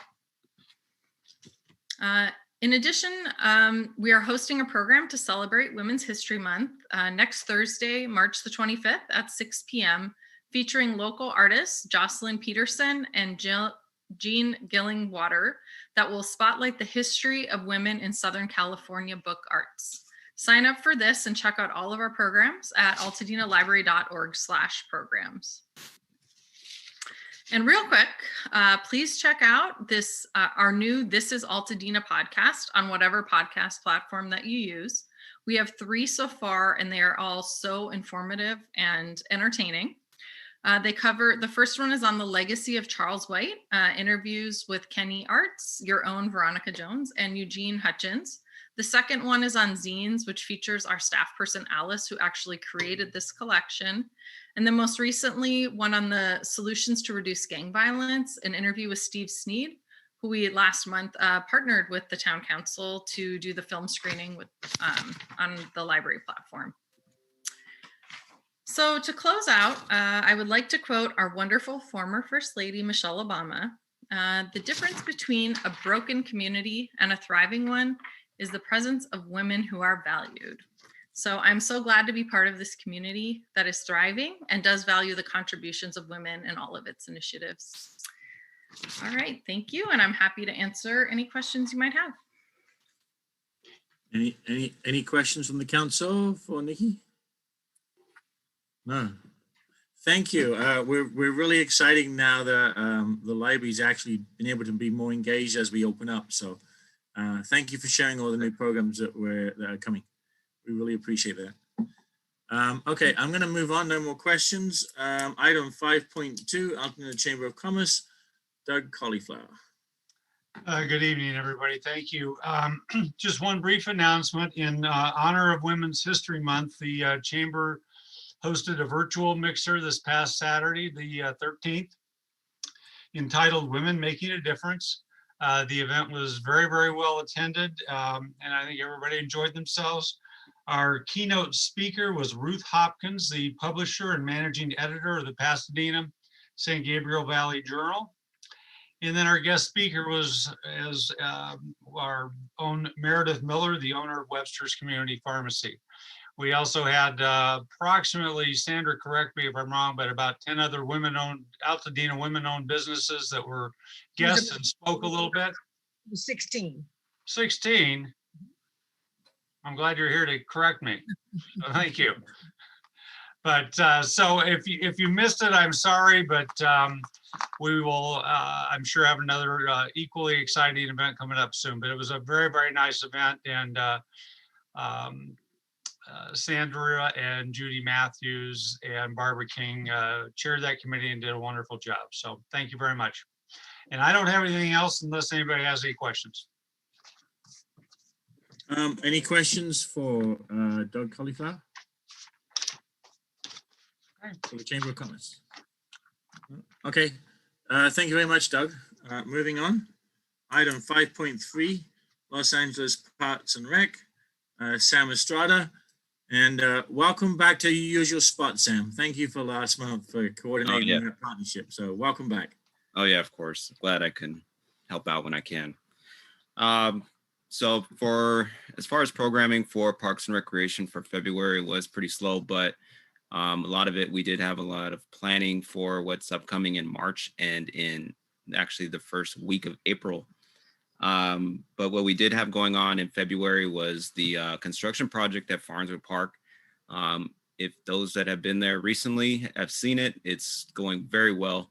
The Davies building is looking very nice inside. I was in there today, and the process is looking very good, and we're still on target for at least it's looking like May when the entire project should be done inside the building. But it's still a work in progress for the building. The ADA pathways, those that have been installed, is a great addition, especially for hopefully our summer concert series. We have a ADA pathway that leads from the top parking lot of the Davies building down into the amphitheater.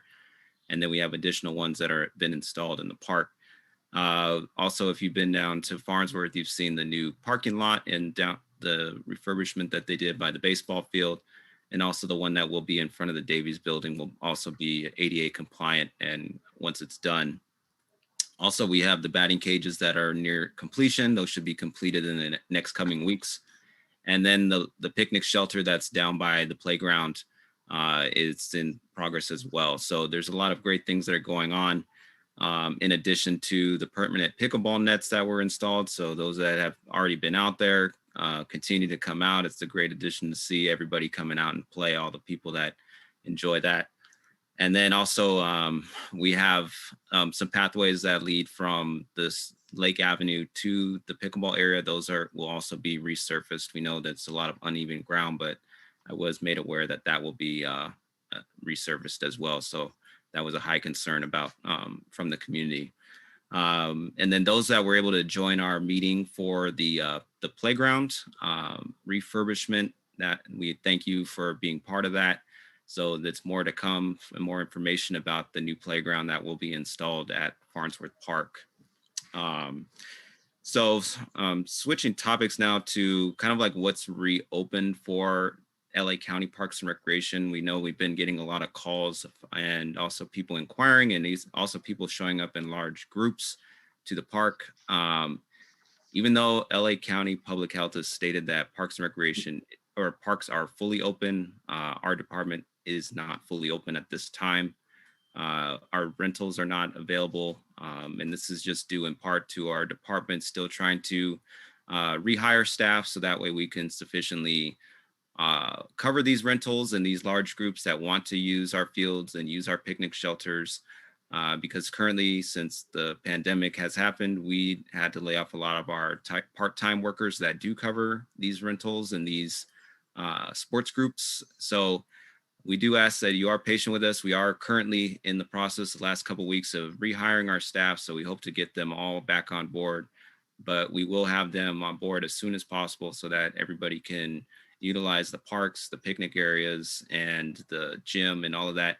So those are coming soon, and I will have more information as we get closer to the completion of the rehiring and the reopening of the parks. In the meantime, we do have our contract classes that have started for the spring session. If you go to parks.lacounty.gov, there's a link that will take you directly there to register for our programs. And we have hundreds of classes that are available, from yoga to drum to music to dance, sports, and a wide variety of other classes that we're offering for the public. And you can check them out now. And our spring session is currently going until the end of May. And then we will be conducting our summer session starting in June. And again, you can go to parks.lacounty.gov. As far as in-person programming, we do have some in-person programming coming up in the coming weeks. It's part of our Everybody Plays program. And this is actually a free program. I don't have a flyer yet, but I will be having one, and I'll be able to provide it via email to the community. But it's called Everybody Plays, and it's a sports program, and we also are offering an after-school program as well. And as I said, they're both free. The Everybody Plays sports, the registration starts tomorrow. It is free, and you can go to our parks.lacounty.gov, and it is a limited amount of space for registration, but we will be offering basketball clinics and baseball clinics. Basketball will be taking place for the time being at Farnsworth Park, and that's just due to we're not able to open up the gym yet. That could change, but right now it's going to be taking place at Farnsworth Park, and then the baseball will be taking place at Loma Alta Park. So like I said, it's going to be clinics only. There won't be games, and it'll be a 1 hour time frame. So we're going to try and offer 2 options of clinics for the kids, and the kids can register, or the parents can register their kids starting tomorrow, and the ages will be from, I believe it's 6 all the way to 14. And they won't have to pay for anything. And then we are having some volunteers that will be offering the assistance with the staff to do these programs as well. So it will be a combination of volunteers and the park staff offering these programs. Then also we will be doing our after school program, and that is a free program that you do not need to register. It's a drop-in program, and it will be from 2:30 to 5:30, Tuesday through Friday. Those are our operating days until further notice. And kids will be able to check out sports equipment and recreational equipment that we'll be offering for them to check in and out during the time between 2:30 and 5:30. Parents don't need to sign them up, but they can call Loma Alta Park to get more information. And it will be starting April 1st. So people can register, or not, they don't have to register. They can come and just contact the park to get information. So the supervisor there, her name is Madi Rahman, and she will be able to assist anybody that's interested in bringing their kids to the program. And again, it starts April 1st. And then lastly, we do have our spring Easter grab and go event. And this one at Loma Alta will be on Saturday, April 3rd. And it's going to be from 1 p.m. to 4 p.m. And those that are familiar with our other events that we've done, our grab and go events in the upper parking lot at Loma Alta by the pool, all the way at the top of Lincoln. So join us on Saturday, April 3rd from 1 to 4 p.m. I will also provide a registration link. I sent the email to Dorothy, but the registration link is coming soon. So once I get that from my department, I'll be able to forward that so people can register for that. And we'll be giving away some outdoor activity kits that include like a kite, flying disc, and also some other fun nature activities that will be included in it. So, and also, sorry, lastly, it also includes some food supplies as well. So great thing that we're going to be providing for the community again. And that concludes my presentation. Okay, thank you. Any questions before we move on? Councilmember Wong. Hi, Sam. Thanks for all that loaded information. Quick question. I didn't know if I heard it. The pool at Loma Alta, is that in plans for renovation anytime soon? Not really renovation, but they are planning to open it. They haven't given me any information as far as renovating it. I know that the water is still there, but that was a cost-saving reason. But they will probably update, just clean it up prior to opening during the summer. Okay, or heat. Someone at one point it was mentioned the pool would be heated. So there's no upgrades planned at this point for the pool? Probably not at this point. That's probably due to the budget cuts, but I could look into that and get back to you if they are planning that for the next fiscal year in July. Thanks, Sam. Thank you very much. Moving on. Thank you. Okay, thank you, Sam. I really appreciate it. See you next month. You're welcome. Okay, we're going to move on to committee reports. Item 6, and we're going to start with item 6.1, Land Use Committee. Councilmember Marcussen, over to you. Yes. The Land Use Committee met 2 weeks ago and reviewed 3 projects that we moved on, took action on and moved on to the Altadena Town Council. The first project that we had is in Sylvia Vega and my Census tract. It is the project to convert a single-family residential or house located at 2637 McGuire Drive into a meditation and learning center for Buddhism. Sylvia, I don't think, Sylvia, that we got any additional public comment. Did we? No, we didn't get any additional public comment. Right. So I guess, first of all, I'd like to ask if anybody on the council has any questions about the project. We spent quite a long time on it at 2 weeks ago. And I know a couple of people were not in that meeting, but I wanted to see if anybody had any questions. We have, Sylvia's going to read some public comment that she will keep to 2 minutes apiece, as we agreed. But the project is opposed by all of the neighbors on the private street. Nick, you had a question? Yeah, just to clarify, maybe this is more public comment, but I did go there today. I was just, we've heard on paper from a lot of them. I kind of wanted to see if I could approach somebody in person, and just quick 30 seconds. I will relate to the others. And again, this is my interpretation. This particular neighbor seemed to have a good relationship with the person that wants to convert this.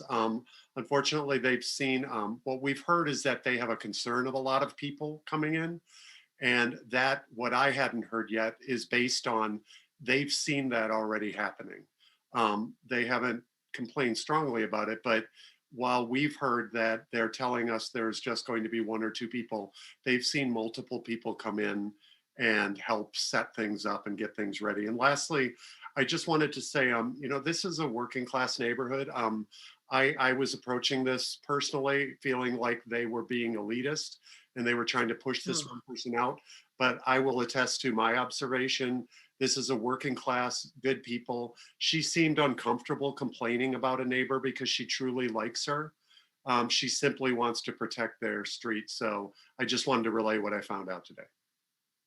Yes, and I got your email, and I'll get back to that one person, but I also wish that if people are seeing this business activity there, that like now, that's not right. Right? So I guess is that the same person you talked to that you sent me there? I sent you the info, and we, again, she didn't seem comfortable, you know, she really likes her, but I agree, Diane, and I think at the end we expressed it's, you know, at least they're looking for the legal way to make this happen. Right. And I didn't think she necessarily meant she has it existing now. She just meant that they have numbers of people come over to perhaps set up private meditations, and they just want to formalize it. Okay, all right. Okay, so are there any other questions or comments or concerns? We'll have Sylvia read into the record quickly. We talked about this. Don't worry, we're not going to take a year to read some into the record, so we have it on the ATC record. You also have a I'm sorry, Alan, go ahead first. Hi, I had to go by there just to see for myself. Now, I didn't get a chance to speak to anyone, but I looked at the property. If they planned on working within the restrictions that had already been placed on them, what is it, like 3 cars in the parking lot has to be on her property, and no more than what, 1 person at a time actually getting services? If she was working within those restraints, there would be no way that it could be offensive to the neighbors that I could see. Okay, thank you. Because it's very much off-street parking. You know, it wouldn't be blocking other people or anything like that. Thank you. Just to be very, very clear, the item that we are reviewing is the CUP that was submitted to county. That's the item that we reviewed in land use. That's the item that we're reviewing here. And the project includes a maximum of 12 people in the house. So what you're talking about, Alan, I think is what we're proposing down to regional planning as an alternative, but it's not what they originally asked for, which is what we are reviewing, right? Okay. Okay, that's the difference. Okay, go ahead, Sylvia. Okay, and can somebody time you for the 2 minutes? Thanks, Chris. I think Chris is timer man. Yeah. Okay. Thank you. Okay, this is a petition that was signed by all the neighbors. So this kind of encompasses their objections to the project. We, the neighborhood known as McGuire Community, have all spoken with each other and have corroborated below a list of concerns in regard to the allowance of this single unit residence, conditional use permit for a meditation and learning center for up to 12 people. Our first and foremost concern is the property in question is part of the McGuire community, which consists of 2 double unit residences, 10 single unit residences, 12 in total. We act and live as neighborhood, connecting and meeting each other in the common drives of our private street. McGuire community is a residential neighborhood, not a business district. The children of our community use our private drive as their playground. On any given day, it is not unusual to see them on their bicycle, tricycle, skateboard, or playing basketball or volleyball on the drive. We, the residents, all feel this is the safest place for them and close to their homes and families, as well as familiar neighbors, and have taken personal measures for steps for their safety. By allowing the center and 12 extra vehicles to move around McGuire Drive will increase the traffic twofold, and these individuals visiting the center may not be aware of this private drive and that our children play here freely. Additionally, traffic will increase the noise of our quiet, peaceful drive. Secondly, our concern is that the property is located on a private drive, not owned by the County of Los Angeles. Drive/street that the County of Los Angeles has no responsibility for the maintenance of the roadway. The County of Los Angeles requires that we, the property owners, repair and personally maintain McGuire Drive, and LA County has no jurisdiction as to the usage of the drive. This was given to the discretion of the property owners. The drive is a no exit path providing access to 13 single unit homes, of which 2637 McGuire Drive, the property in question, is part of. Will the conditional use permit also include added costs to their portion of the maintenance? It should also be noted that the drive is at its widest is only 28 feet across. The priority of the roadway is for the property owners to park across from the residence where they do not have adequate parking on. Okay, time. Okay. Yep. Next. No, that was a summary for all the neighbors. Right. Okay. Okay. Right. So I know Mr. Wu is on the call with us. I did want to take a moment to just sort of high level talk about what we have discussed with the county, and also just so everybody kind of understands. So this is a private road. We've already verified with LA County Sheriff Station that they do not enforce parking on that. It's a private road, so it's not LA County, I'm sorry, illegal parking, if there were to be any, would not be enforced by the Sheriff Station. That would have to be enforced by Department of Regional Planning Code Enforcement, which means that, and they're not a call me, come right out kind of group. So that's one of the challenges. It would be, if the project was approved without the parking restrictions, let's say, then that would need to be, it would be enforced as a code, which is hard to enforce because they don't come out, right away.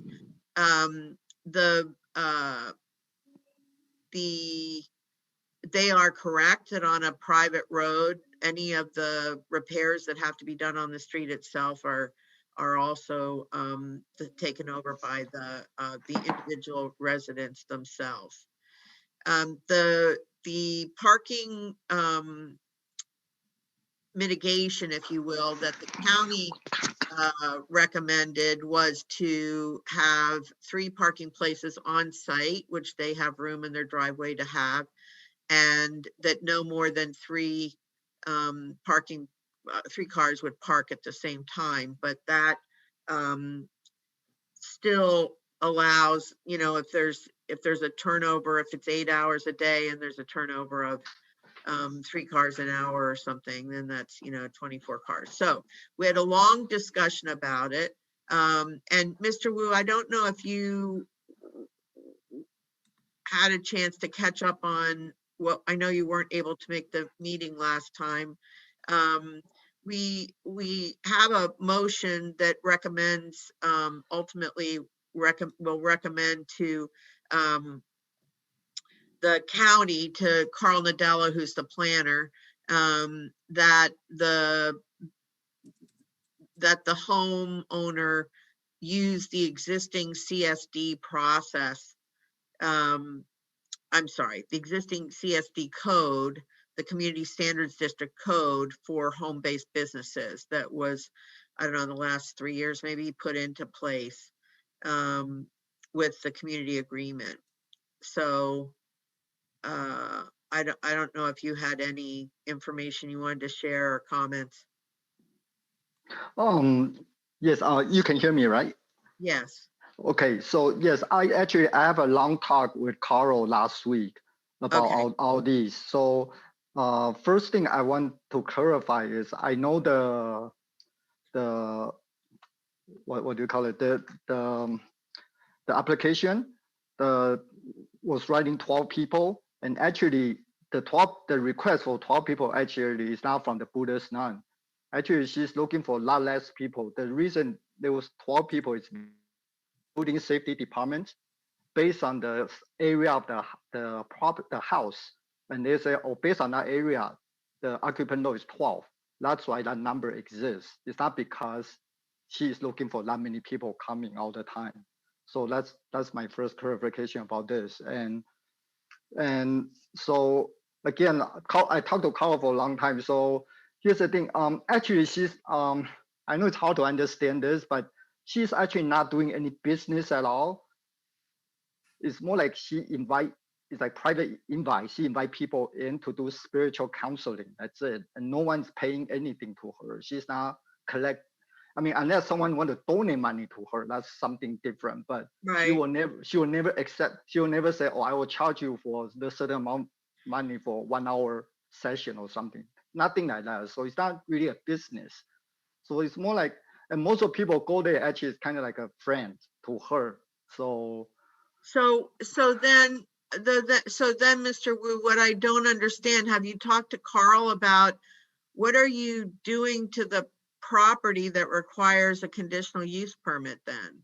Actually, I talked to him. I think he kind of know now. The whole purpose of the Buddhist nun trying to get the CUP is because she got this federal letter. I'm not quite sure what's that federal letter called, like a letter approved by the federal government saying basically she's trying to get the reason she's doing CUP because eventually she want to get an exemption for the property tax. That was the whole reason, not because she want to do business. You know what I'm saying?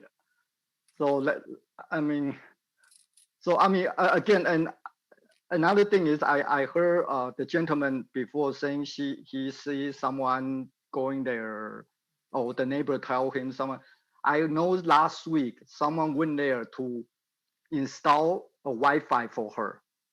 Because someone knew she doesn't have a Wi-Fi, so a person, like kind of like a friend, so kind of, send a technician over there to install Wi-Fi for free for her.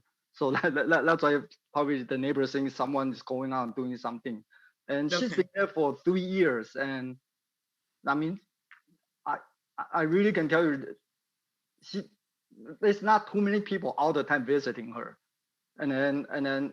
Half of the time, I mean, more than a year, she wasn't even in a property because I'm the one who go there to pick up the mail for her during that year. So yeah. Okay, we understand it. So I think then, if it sounds to me as if the conclusion that we came to at the land use committee meeting is probably one that will still be effective with regional planning. I too had a long conversation with Carl. I think I put that in an email to you guys. Is there any more discussion on the project? Okay, then, I'm sorry, yes? Diane. Who's that? Go ahead. Who, I'm sorry, who is it? No, that was me, Joseph. Oh, hi, Joseph, I'm sorry, Joseph, go ahead. Yeah, just very quickly is sorry, after I talked to Carl last week, he told me to write something like the number of occupants.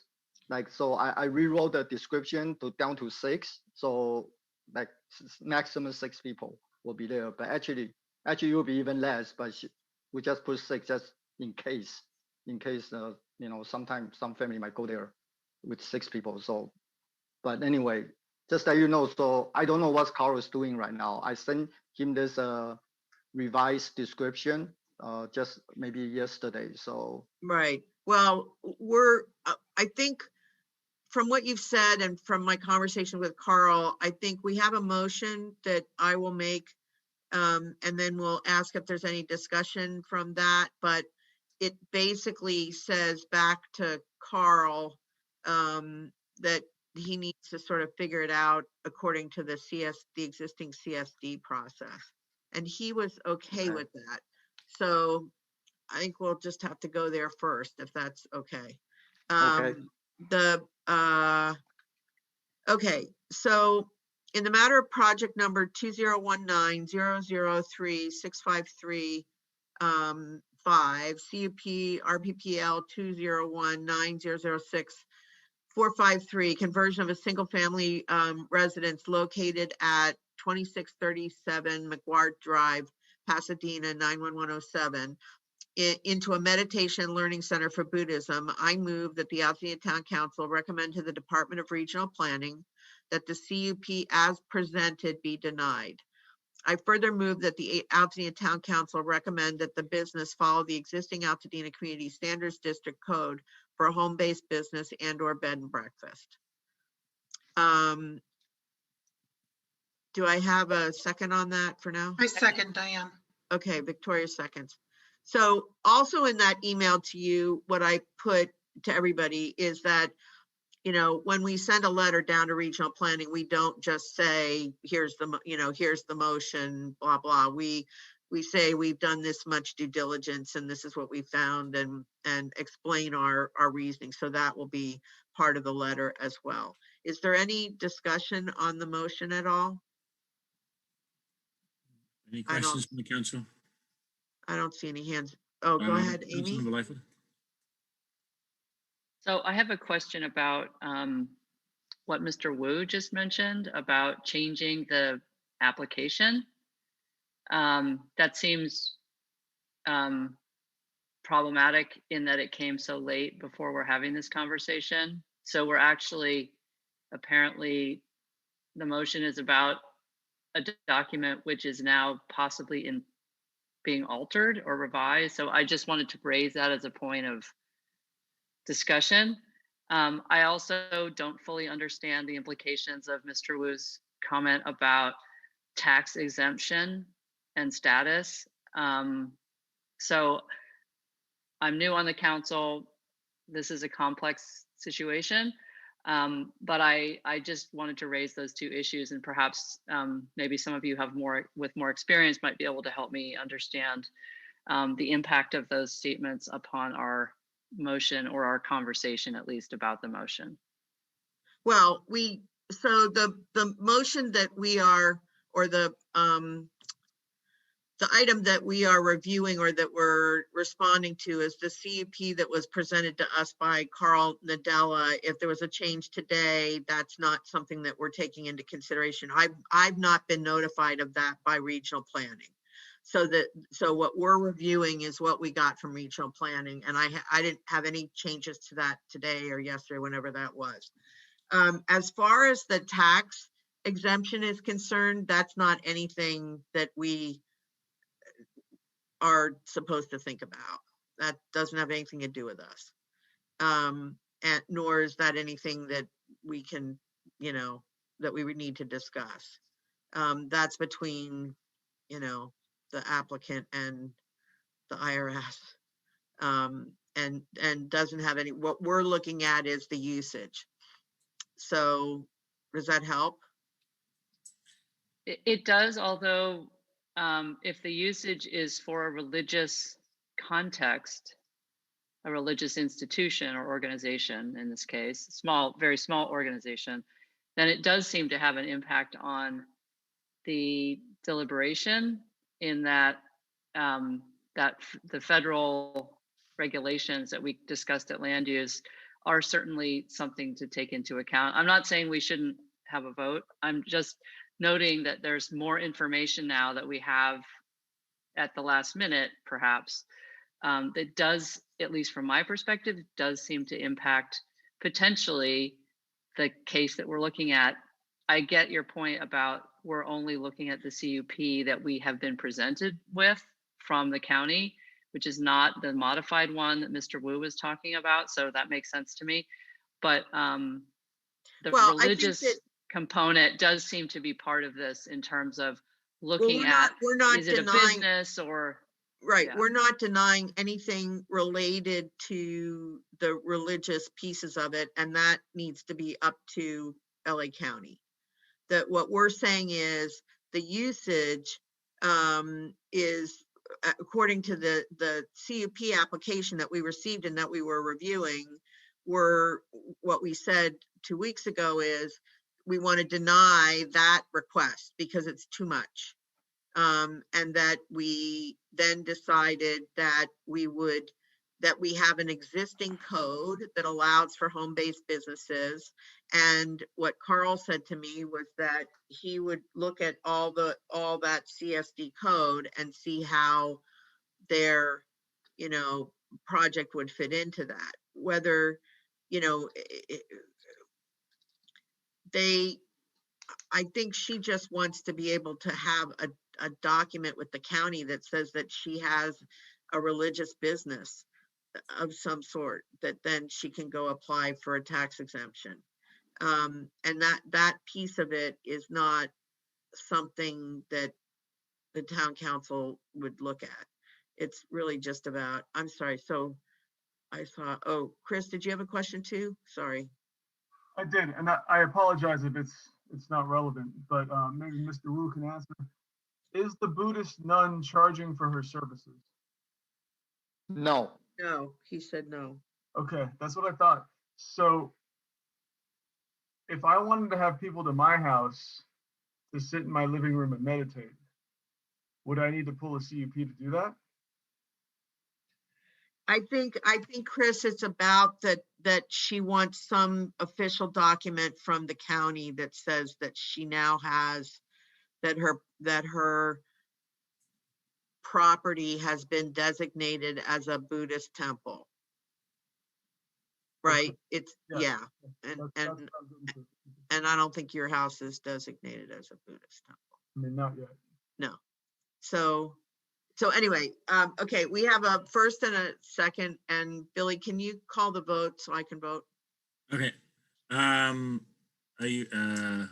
We have a motion and a second, so all those in favor say aye. Aye. Let's do a count. 1, 2, 3, 4, 5, 6, 7, 8, 9, 10, 11, 12, 13 ayes. Okay. Okay. All those opposed say nay. Any abstentions?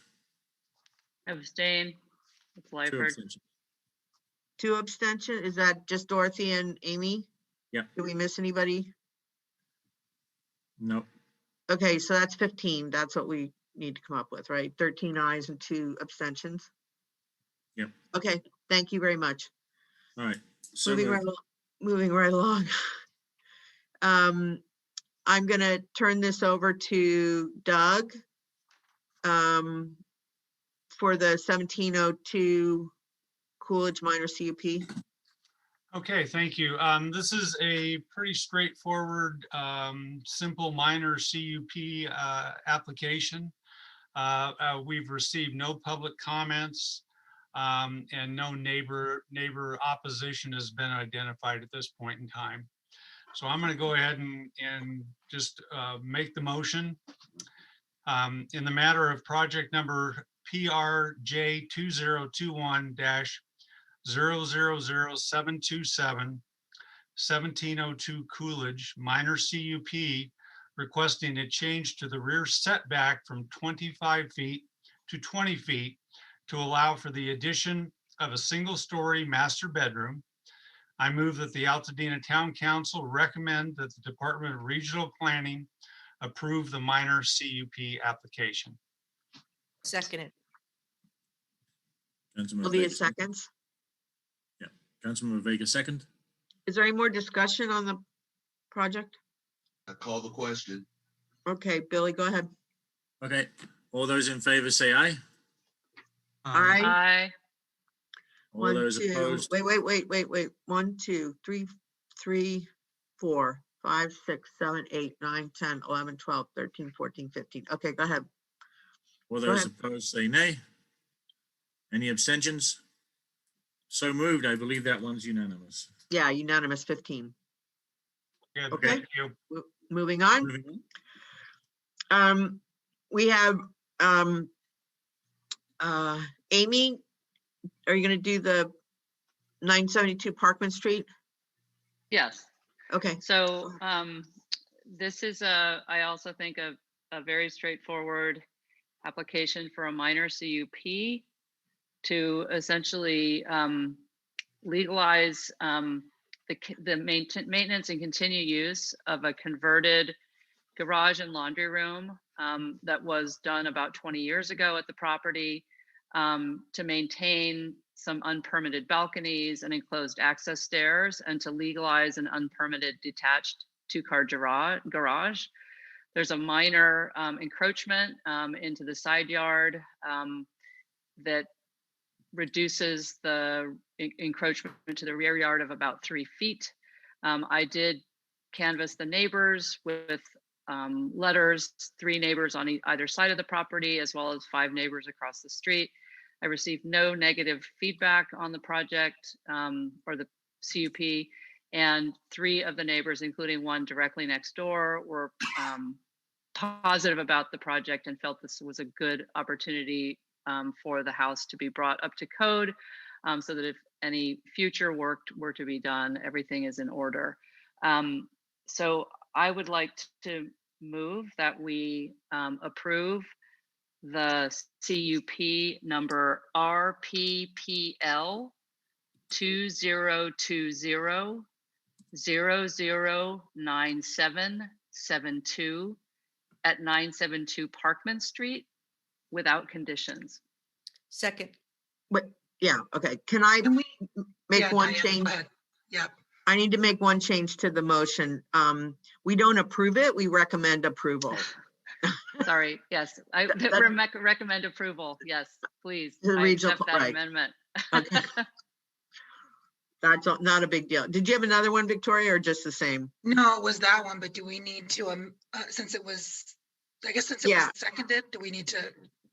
Yeah, amend so it? we want to amend it to say, recommend approval to the Regional Planning Department. So do we, I don't know, do we need to vote on that, the amendment then? And we should I think we just I need to could accept motion it the as a amendment. friendly, I could accept it as a friendly amendment. okay, okay, I believe. that's fine.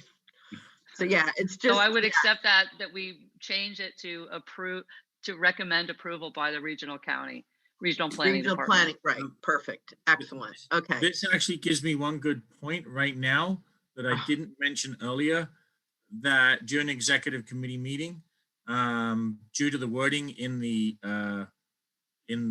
bylaws, the executive committee had to vote and voted that Dr. Sandra Thomas remain as parliamentarian. So concerns of how the layout of the order or the meeting should be held, Dr. Sandra Thomas can actually advise us on that. Great. Thank you, Mr. Chair. Okay. So I we're believe we're correct right now to move forward. okay, go ahead, take a vote then. Okay, no more questions, right? Move forward. Okay, All those in favor say aye. Aye. Aye. 1, 2, 3, 4, 5, 6, 7, 8, 9, 10, 11, 12, 13, 14. Go ahead. All those opposed say nay. Any abstentions? 1 abstention. 1. 14 ayes, 1 abstention. Okay. So moved. All right. That All right. is what I have for land use. Land use is over. Okay, moving on. Item 6.2, Safe Streets Committee. Councilmember Wong. Thank you very much. So I am announcing, well, let me start with the Slow Street signage program that, again, I think I say this every month, but it was established with the LA County Vision Zero Action Plan that was adopted in 2019 as a framework to identify areas with high collisions corridors, as well to reduce traffic injury and deaths to zero. So we have added, we meaning the community that applied, have added 2 more networks into the map of Altadena. And I think a 3rd network is being added in. So we have been receiving some issues as it relates to where the signs are being placed. So on our town council website, and then I'm gonna help move information around and share it with the council members if you want to share it around. But if anyone has concerns about the signs, they can contact LA County. So it's visionzerolacounty.com, and I'll share the website, the email visionzero@pw.lacounty.gov. And also there's a phone number, 833-894-5226. You can also report any signs that are in the wrong place or have been crashed into, as well via LA County app, The Works, and you can just write slow streets and you can talk about a damaged sign. And then if there's any concerns, you can do that via the app.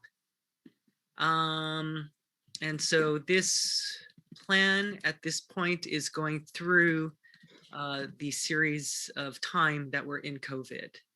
And then we are also working, the county has a survey, so I'll share the link with you so residents can take the survey. And then the Safe Streets Committee is also working to build a survey to share with the community to see, a little deeper dive into things. Okay, so then any questions on Vision Zero? Okay. Council? Okay. Okay, and then Altadena Heritage is hosting Third Thursday, which is the conversion in Altadena of our street lights to LED. So if you want to learn more about that and the effects of visibility, so on and so forth, Altadena Heritage, Third Thursday, March 18th at 7 p.m. And that will be informational. And then, last but not least, what did I do with the paper? Berkeley Safe Trek. So the next Safe Streets Committee meeting will actually take place at a special time on Thursday, March 25th at 11 a.m. And that will actually be a virtual workshop in partnership with Berkeley Safe Trek. Berkeley Safe Trek is a tool that actually does, I'm going on the page here, does a lot of research, education programs, and tools that can support community for safer streets and all that kind of fun stuff. So we're going to be doing a workshop on street stories, one of the tools.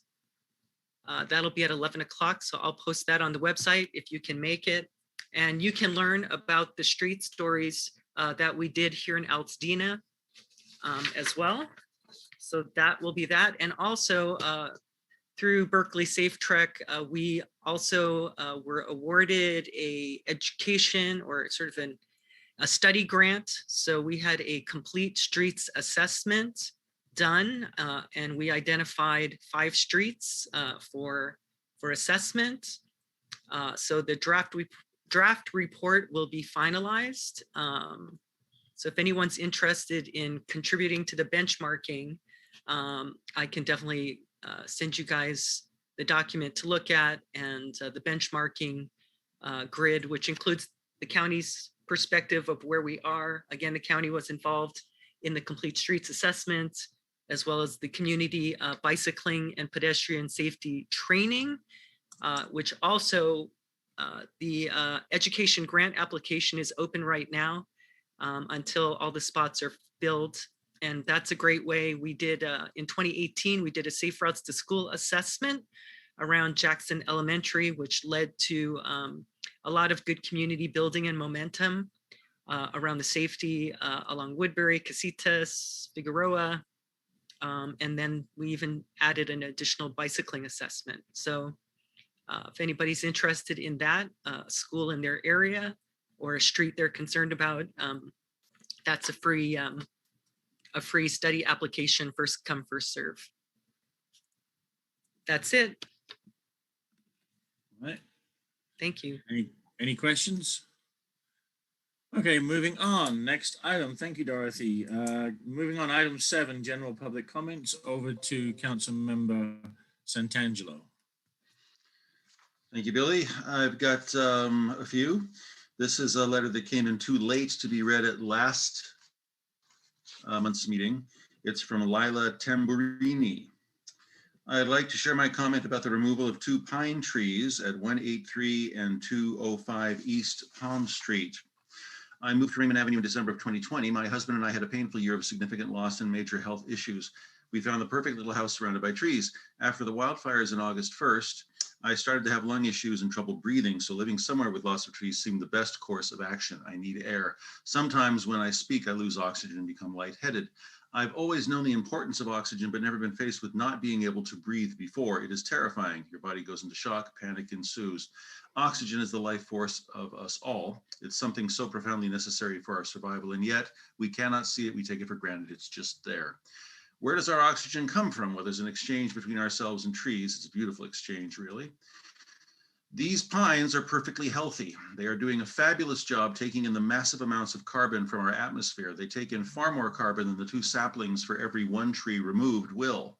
They also cool our air. Trees respire, they exhale water, and they exhale cools the air around us. These trees are necessary for keeping our neighborhood temperate. Standing under the canopy of a tree is easily 15 to 20 degrees cooler than standing in the sun. It beguiles me that we need to have these conversations. I'm floored that there is still this willingness to sacrifice ancient trees that are in perfectly good health for a wider driveway. What we would knowingly allow the removal of these king trees, these providers of oxygen, to build $1 million home because the tree was in the way. Are you paying attention? We are in a climate catastrophe. Those wildfires in August, the ones that damaged my lungs, climate change, the polar vortex that has knocked out power in many parts of Texas, climate change. And here I am begging you to not allow these trees to be cut down in vain. We need these trees. We desperately need them. They are not just 2 trees. They are our future.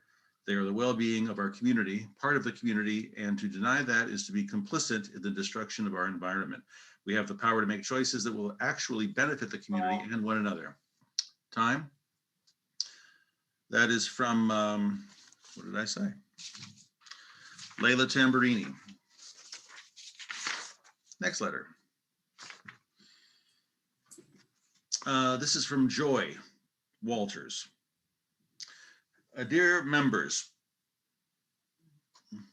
Cha-Cha Clean Healthy Air, Clean Healthy Altadena is requesting a moratorium on gas leaf blowers during the pandemic be placed on the ATC's agenda.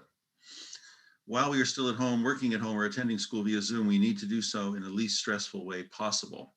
The volume and frequency that two-stroke gas leaf blowers produces adds to the stress levels of those staying at home. A moratorium would prevent loss of sleep, impaired concentration, and breathing problems caused by leaf blowers.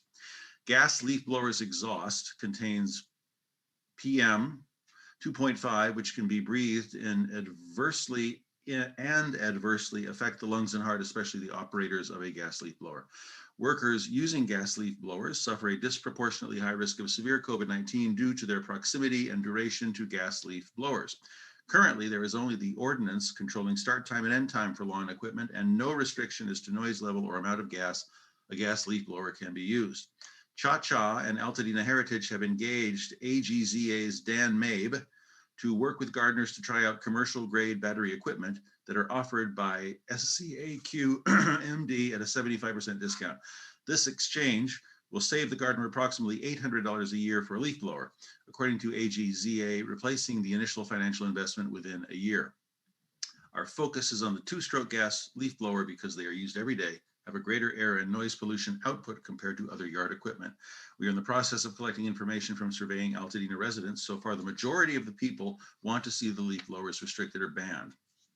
We believe the topic needs to be discussed in a recommendation sent to Supervisor Barger. 1, to place a moratorium on gas leaf blowers.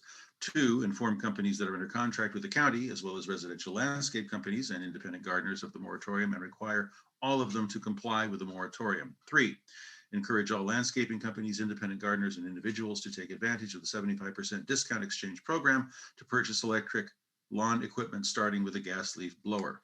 Joy Walters. Here is a letter from John Lynch. The Altadena Crest Trail was first envisioned by a small group of well-intentioned hikers, bikers, and equestrians. Their goal is to connect the Arroyo Seco to Eaton Canyon by a network of multi-use trails. While this all sounds good on paper, the gaps left to complete their goal are over very rugged, sensitive, and private property. I do not see their goal as realistic or even necessary to enjoy the foothills. The existing Altadena Crest Trail was very poorly thought out, designed, and constructed. It is too steep, eroded, and poorly maintained to be enjoyed by most pedestrians. While some residents say that they have been waiting 25 years to extend this trail around Lavina as some sort of revenge against the developers, the majority of us have been dreading it and have been uninformed of the process. The Lavina Connector Trail will only harm the once densely forested hillsides that surround Lavina and the wildlife that depends on its unique habitat. The flora and fauna have already suffered from 20+ years of drought, introduced insects, and increased pressure from people. I personally have witnessed the mass die-off of stressed oaks, maples, and the last remaining big cone spruce in Millard Canyon. To cut a 6-foot wide equestrian trail through one of the last intact watersheds in the Front Range would be a major crime, in my opinion. I believe that the resources of the county and the MRCA should go into fixing, maintaining, and restoring the existing trails and open space around Lavina. The community as a whole is not reflected by a small group of very vocal trail advocates. That's from John and Machiko Lynch. Next letter is from Barbara Ishida. I'm writing to you today to support the vote on a moratorium on gas blowers. When I go on walks, I'm often met with blowers along the way. I'm wearing a mask, but I can still smell the fumes and the dust gets in my eyes. I live on a corner and there's a gardener with a blower almost every day of the week at one point that touches the border with me. It's frustrating because if the windows are open and we try to open them to get a change of air throughout the day, I have to run around and close everything so that I can hear and so the dust and smell don't come in. I'm not affected by asthma, but I can't imagine what it's like for people who are already compromised and have to contend with all the additional pollution put into the environment for the sake of an aesthetic that is not sustainable, let alone healthy for the plants and soil. We actually need leaf debris to hold moisture and allow wildlife to flourish and break it down, but that's another story. Please review the packets you will be given and vote yes. Thank you for representing the voices of people of Altadena. Next letter comes from Tracy Alsobrook. My name is Tracy Alsobrook, and I'm a resident of the Meadows. I'd like to follow up on my comments on the Lavina Connector Trail provided at the February Altadena Town Council meeting. I had requested that MRCA provide copies of previous Lavina environmental documentation. The MRCA provided over 4,000 pages of environmental documentation. My review of this documentation indicates that site-specific analyses for the trails were never conducted. In fact, the final environmental impact report, December 1989, states that the off-site park, riding and hiking trail improvements are not a part of the proposed Lavina project and are the responsibility of the Los Angeles County Parks Department. The supplemental environmental impact report, 1991, was based on this original FEIR and didn't provide any additional analyses of the trails. Given that the trail routes are now within the Altadena foothills and Arroyos SEA, a designation that didn't exist in 1989, I believe that an additional environmental review is warranted. Next letter comes from Sharon Sand. In the interest of public health, Altadena Heritage supports a moratorium on gas-powered leaf blowers for the duration of the pandemic. We urge the Altadena Town Council to ask Supervisor Barger to impose this moratorium. We particularly support the replacement of gas-powered grounds maintenance equipment with battery-operated equipment on county properties and in county parks and recreation areas. This could be done rapidly and would set a very visible example for the community. Next letter comes from Ed Myers. I support continuing to educate others about using electric battery blowers in sweeping and raking. I support those who want to pay their gardeners more money to sweep and rake. I support residents who want to buy electric or battery blowers and have their gardeners use them upon arrival. I support those who want to use a vacuum attachment to scoop up leaves. I support the various swap out programs, gas to battery or electric, that exist. What I don't support is a government ban on gas nor electric and battery blowers. Let folks come to an organic decision via their free will. If the reasons are compelling enough, they will switch.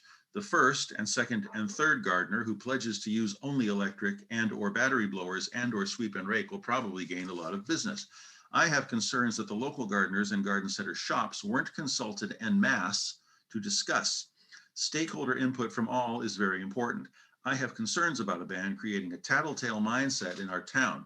I have concerns that, should there be a ban, any down the road enforcement could have the unintended consequences of a discussion on a gardener's legal status. Even Governor Newsom's goal to stop the sale of gas-powered cars in 2035 does not exclude gas-powered cars from being used.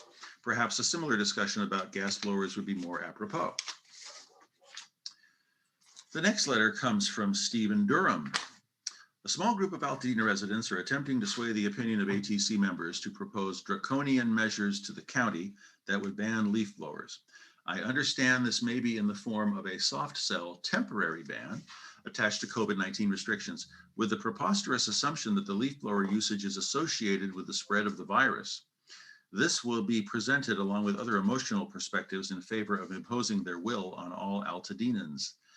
I think we would all agree that leaf blowers are noisy and using them slightly impacts air quality, as does a long list of other gas implements that are not singled out. If this is to become a narrow issue that ultimately involves all residents, it should be an organic effort that is not opposed upon everyone by a few. This issue impacts the cost of gardening to residents and the ability of low-income gardeners to survive, and should be done in a timely, studied manner, not from one perspective or point of view. I'm certain that the county has many issues they are struggling with currently, and I somehow doubt they would want to be restricted in Altadena of their ability to continue using small gas engine tools for public works, nor would utility companies, tree trimmers, etc. And would a ban not affect all of LA County if it were to be passed in Altadena? I strongly recommend the ATC does not move forward with the proposal to tender a request, drafted by whom, to the county to restrict or ban gas leaf blowers until further community-wide input and awareness is in place.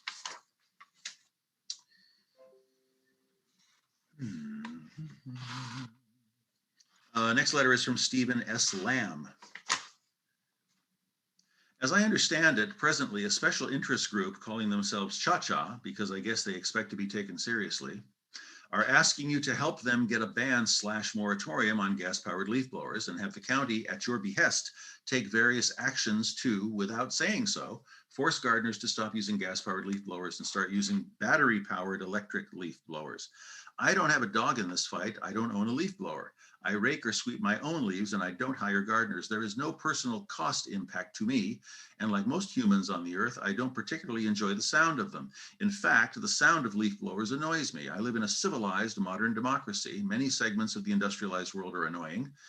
Not that we would honestly live without them. And of course, the core value of democracy that must be both defended and observed for any democracy to survive is toleration, even for two-stroke gasoline-powered leaf blowers.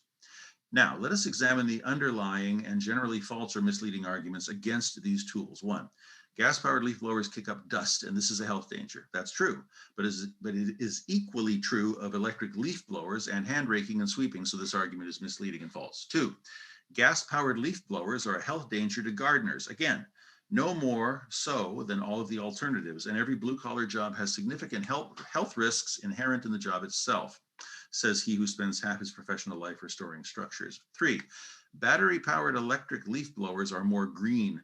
This is a statement that is not even half true. It is true that there is less pollution in the immediate area, but it is false when considering life cycle inputs to say that replacing existing gas-powered leaf blowers with battery-powered electric ones will lead to less pollution planet-wide. Like much of the so-called green economy, this is nothing but environmental racism and classism with a golden veneer of false virtue. Anyone who has seen lithium, cobalt, and copper mines, as I have, with Black, brown, and Asian children, some of whom are as young as 8, and most of whom will die by 30, who slave away 60 and 70 hours a week in open pits or deep tunnels full of toxic dust and diesel exhaust, cannot pretend that this is clean. In overall pollution, including, was that time, Chris? Stephen Lamb. Here's a comment from Seth Harvey. I've had a lot of problems with Landscape Center on 525 Woodbury Road in Altadena. I've lived there for 6 years and they have gotten progressively worse, and they illegally extended their business into the lot that is right next to my house on Spalding Place. They have no regard for the community. They run land movers 10 feet from my house, shaking my house, starting at 5:30 a.m. and going all day, 7 days a week. Clouds of dust consume my yard, forcing me inside if I'm trying to do anything in my backyard, and covering everything on my property in dust. But what I'd really like to talk about is the lack of cooperation from enforcement.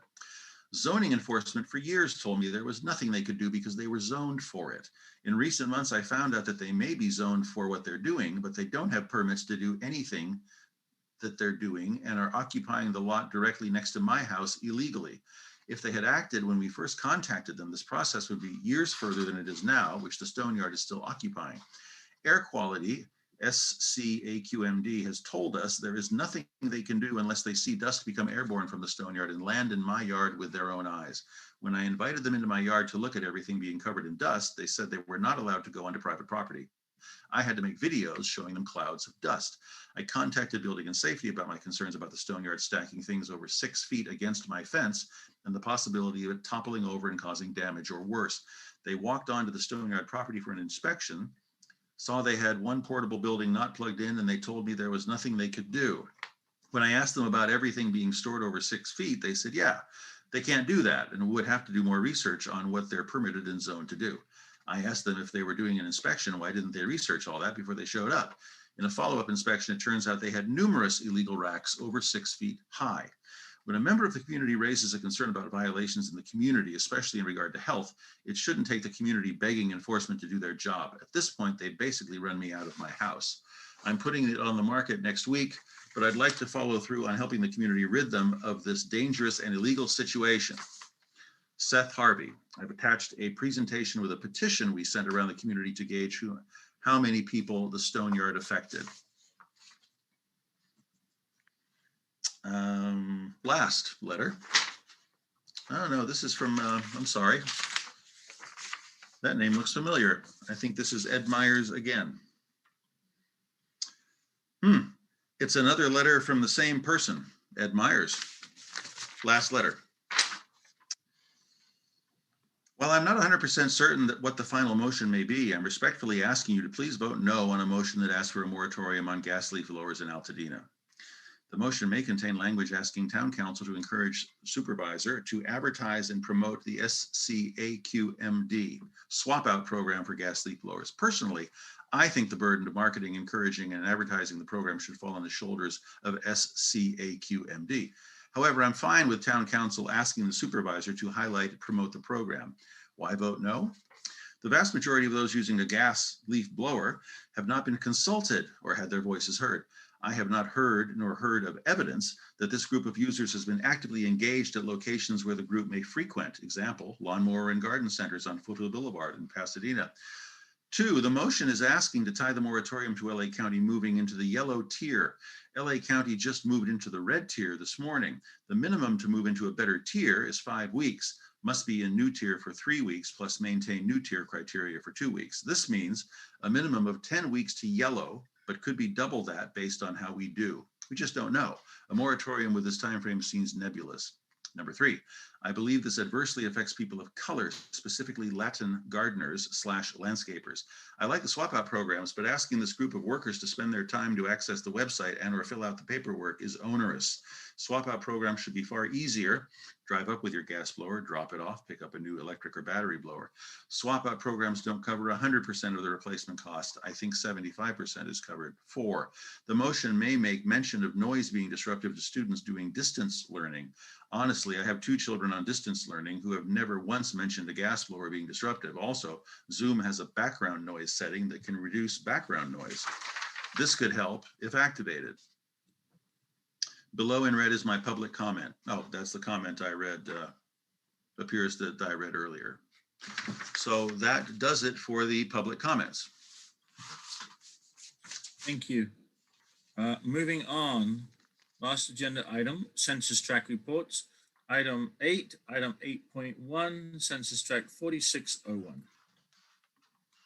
Thank you, Billy. I wanted to report that in Census Tract 4601, one of our neighbors had a Vision Zero slow down sign installed on their street, but it was improperly installed literally up against the walkway to their home, which caused some issues with access for the family, particularly somebody who has disabilities and is in a wheelchair.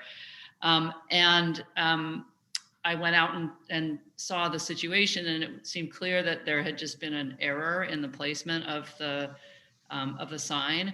I wanted to bring this up today because in conversation with the homeowner and another neighbor that I met when I went out to see the site and to try to figure out how to rectify it, I then contacted Matthew Dubiel, I'm not sure if that's the right pronunciation, a civil service engineer with the LA Public Works Department. I used the website. I also made a phone call. He called me back immediately. And the reason I wanted to bring this up is that we resolved the situation. The sign has already been moved to a different location that is actually going to be much more effective in slowing the traffic down coming off of Lake onto the street.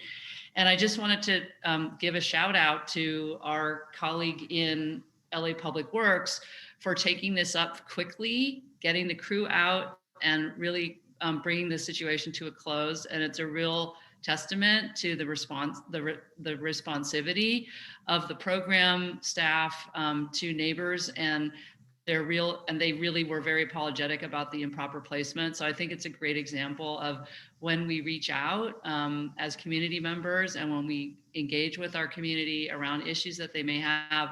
This seemed like a great example of when it works right. So I just wanted to make that thank you to our LA Public Works folks.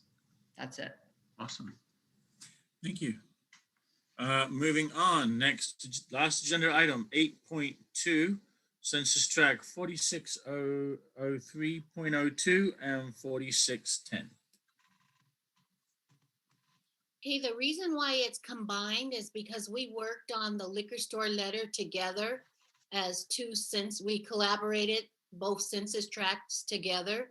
And so it's going to be a motion, and Daryl's going to bring the motion, but it came through both our census tracts. So is that right? Am I saying that right, Chris and Daryl? Yeah. Yeah, there was a lot of work these last several days, getting this letter put together and everything that was involved. And I'm moving that the Altadena Town Council approves transmitting the written correspondence to the following liquor stores of George's Liquor, All-Star Liquor, Town and Country, and Johnny's Liquor, and any other liquor stores in Altadena that a council member may think should be included. We have that, the letter has been emailed to everybody, so we've all been able to review it. I second it. I had just a quick question. Do we know who signs that letter, who it goes from? We're asking it to come from the entire town council, so that would be Billy's signature. Yeah. And it would go to only the liquor stores that we feel are affecting us. If the whole council's voting on it, then it would come from the chair, signed from the chair. Yeah, I have the whole council vote. If it was from a census tract, it would be different. Well, I think, sorry, I feel like the question is, can there be a letter that comes on Altadena Town Council letterhead to a business in Altadena where a particular neighborhood is having a problem with a particular establishment? Business, and it concerns me. Excuse me, that Diane, there's a motion out there. Yeah, and there's a second, and aren't we discussing? No, I didn't hear a second. Oh, yeah, There somebody was a second. seconded. It was seconded by Veronica. It was Veronica seconded it. Veronica. Thank you. Sorry, Sandra. Yeah. So anyway, it just concerns me that it would come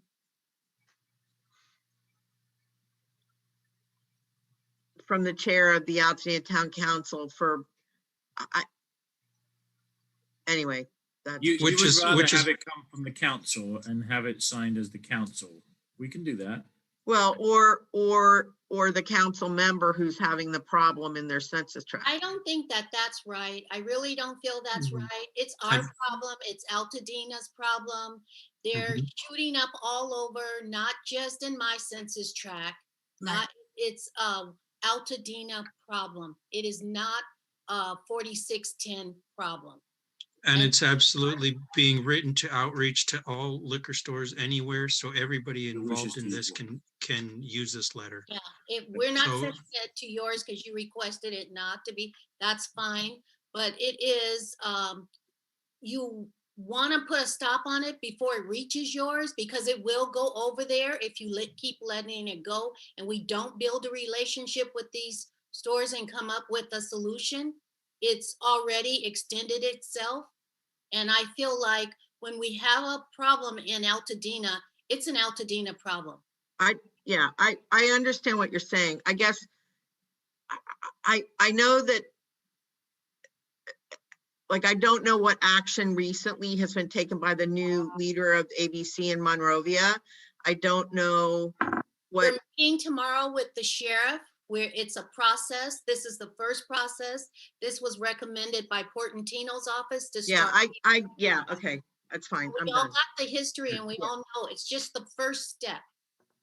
We And we need to show a collaborative effort behind it. And I appreciate the support. And when you have a problem with your liquor store, I will support you. Okay, we have 3 questions on the table. Councilmember Peck, Councilmember Lightfoot, and Councilmember O'Malley. So maybe in that order.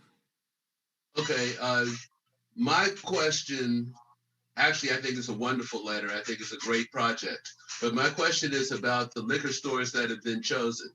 I saw that with one of those liquor stores, the amount of incidents looked like they had gone down instead of up. And then just coupling with that, is that list comprehensive for Altadena? Does that show all of the liquor stores where there's been an increase in incidents in the vicinity of the liquor store from 1 year to the next? No, that only covered 5 liquor stores, and we took Bo off. In the motion, Bo is not listed because we were requested to take it off, and they did have, actually, they had a reduction in 2020 of 1.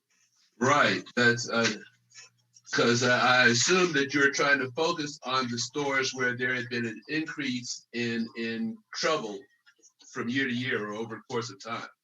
What I'm trying to focus on is building a relationship with businesses in Altadena so that when there is a problem, we have a relationship with them. I mean, now we've waited and we're being kind of reactive, but the long plan is we have a relationship, we have a name, we know these people, they know us.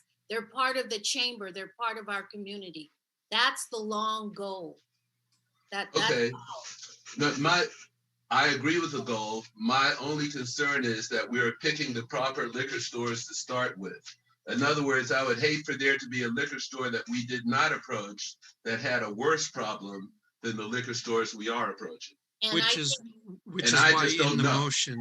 why in the motion we say any liquor stores that that another town council member believes need to be included. So we're leaving it open so we can hear from all of you and make sure we reach out to everybody in all of our tracts.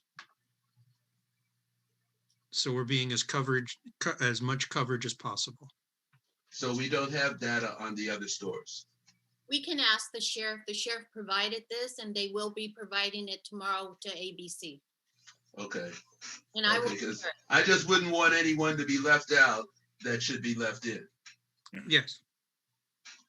And we feel the same way. Okay. Councilmember Lyford. Okay, so I guess I got an email earlier today that came after the first example of the letter, so 3 hours ago, and that motion was different. It didn't name specific liquor store establishments.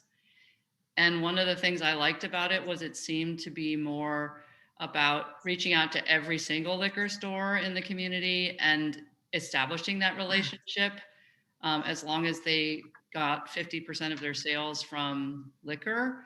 So if we're trying to reach all business owners and create those networks of connections, it seemed like that second example, which was not the one that Councilmember Aranda read, it was a different one. So I guess I just wanted to have a little bit of clarification on those two compete, because there was an email chain. So I was curious about where we're standing with that second edited version. Yeah, Daryl. All right. Well, through the discussions since that edited version, we were trying to find a way to make sure that everybody can have their piece and reach out who they believe needed to be spoken to and who they believe is already a good community member, so that we're not going to be sending out information that would not be well received. So we went back to this language to make sure that all of you guys would be able to reach out and find where you would like this to go more specifically, and that we could also bring it forward and keep the same language. So to just leave it completely blank in the motion, we felt was too open. So we changed it to, again, making it to starting with these few, and to help give us some guidance and keep the conversation going. Yeah, I mean, we have in 4613, we have one liquor store that probably qualifies under the 50% of liquor, but that we don't feel is appropriate for us to go after them at all. So having it be, as Daryl said, here's what we're going to do, and anybody else that wants to use the letter can, is better for our census tract. Do we have a relationship with that one liquor store in your district? Yes. In your tract? Yeah. It's owned by the guy who owns Out to Eat. Oh, okay. And you think he would find that letter offensive? Yes. Why?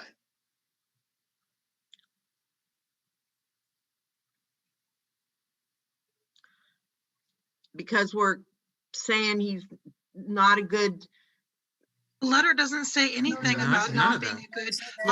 I will. Okay, I'm just saying. Look, guys, just go ahead and vote. I'll just do my own thing. I'm just saying, I just wanted to say that the letter, if you read the letter. I have read the letter. The Okay. letter's better than it was. Yep. And Chef Paul, I can just tell you, I know he's in your census tract, but he would not object to it because he is a good neighbor. That's why he would love to see other people held to the same standard and know that they're being held to the same. I believe it's inclusive of the communication that everybody gets to see this. All business owners of the similar business, but we were trying to do outreach with everybody. So we went back to this motion. Okay, next question, Councilmember O'Malley, then Councilmember Anzen. I'll yield to Nick. I just wanted to back up with what Diane's saying, because I think we can all see both sides. I think she's entitled to her opinion, and I can see how the letter could be read that way by an individual. But what I like about the wordage as is, and pointing out a few in particular, but leaving it open to council members to decide, it makes the accountability on all of us, that if we're going to do the research and we're going to look into our own tracks and we're going to decide that our members should get it, then great. If we've made a mistake, then the accountability is on us for not including them. Okay. Correct. Councilmember Knapp. I'm just curious, Veronica, you talked about your meeting tomorrow, or the meeting tomorrow with ABC, and that the sheriff would be providing the data. Have you been made aware of the data in advance of tomorrow's meeting? And are there? No, it just came up this afternoon that ABC wanted to meet. Okay, so if there are other liquor stores and other census tracts that are flagged in tomorrow's meeting, then will you please reach out to those council members so that we are aware? Definitely. And let me just say that there is a brand new guy who's in charge of ABC in Monrovia.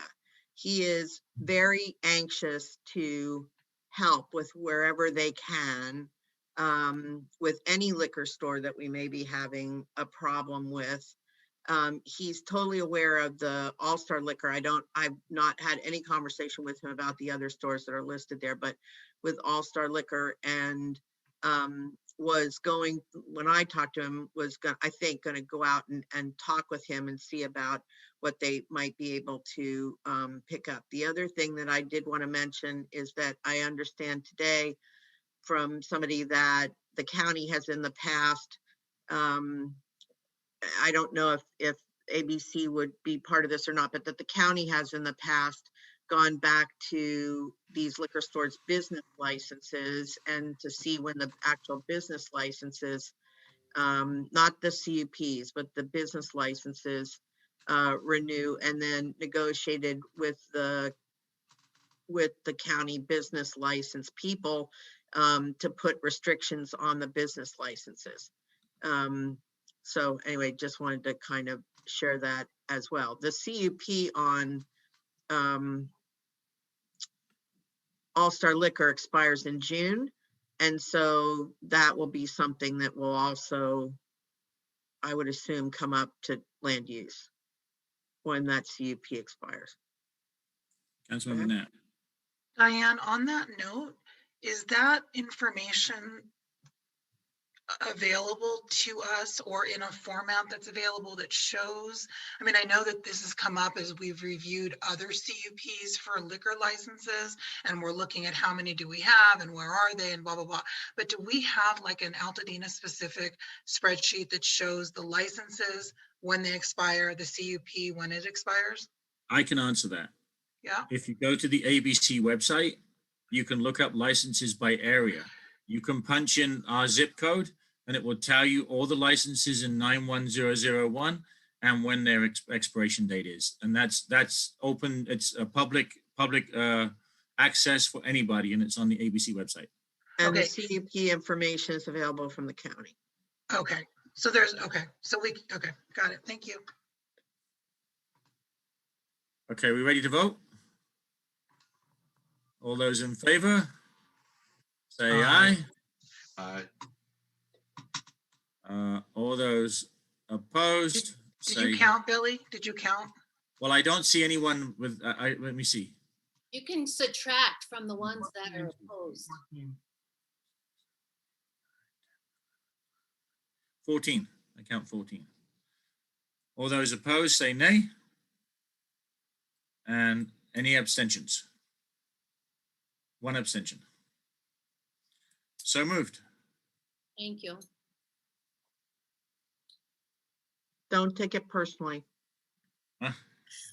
No, okay, I don't think we are. Okay, moving on. Last item on the agenda, item 9. Do I have a motion for adjournment? Motion to adjourn. To adjourn. Second. We have 10 seconds. Third, fourth. All right. Well, thank you very much. It was a long, tough meeting. I really appreciate your time and your dedication. So thanks again. Good to see everybody. Okay. Have a great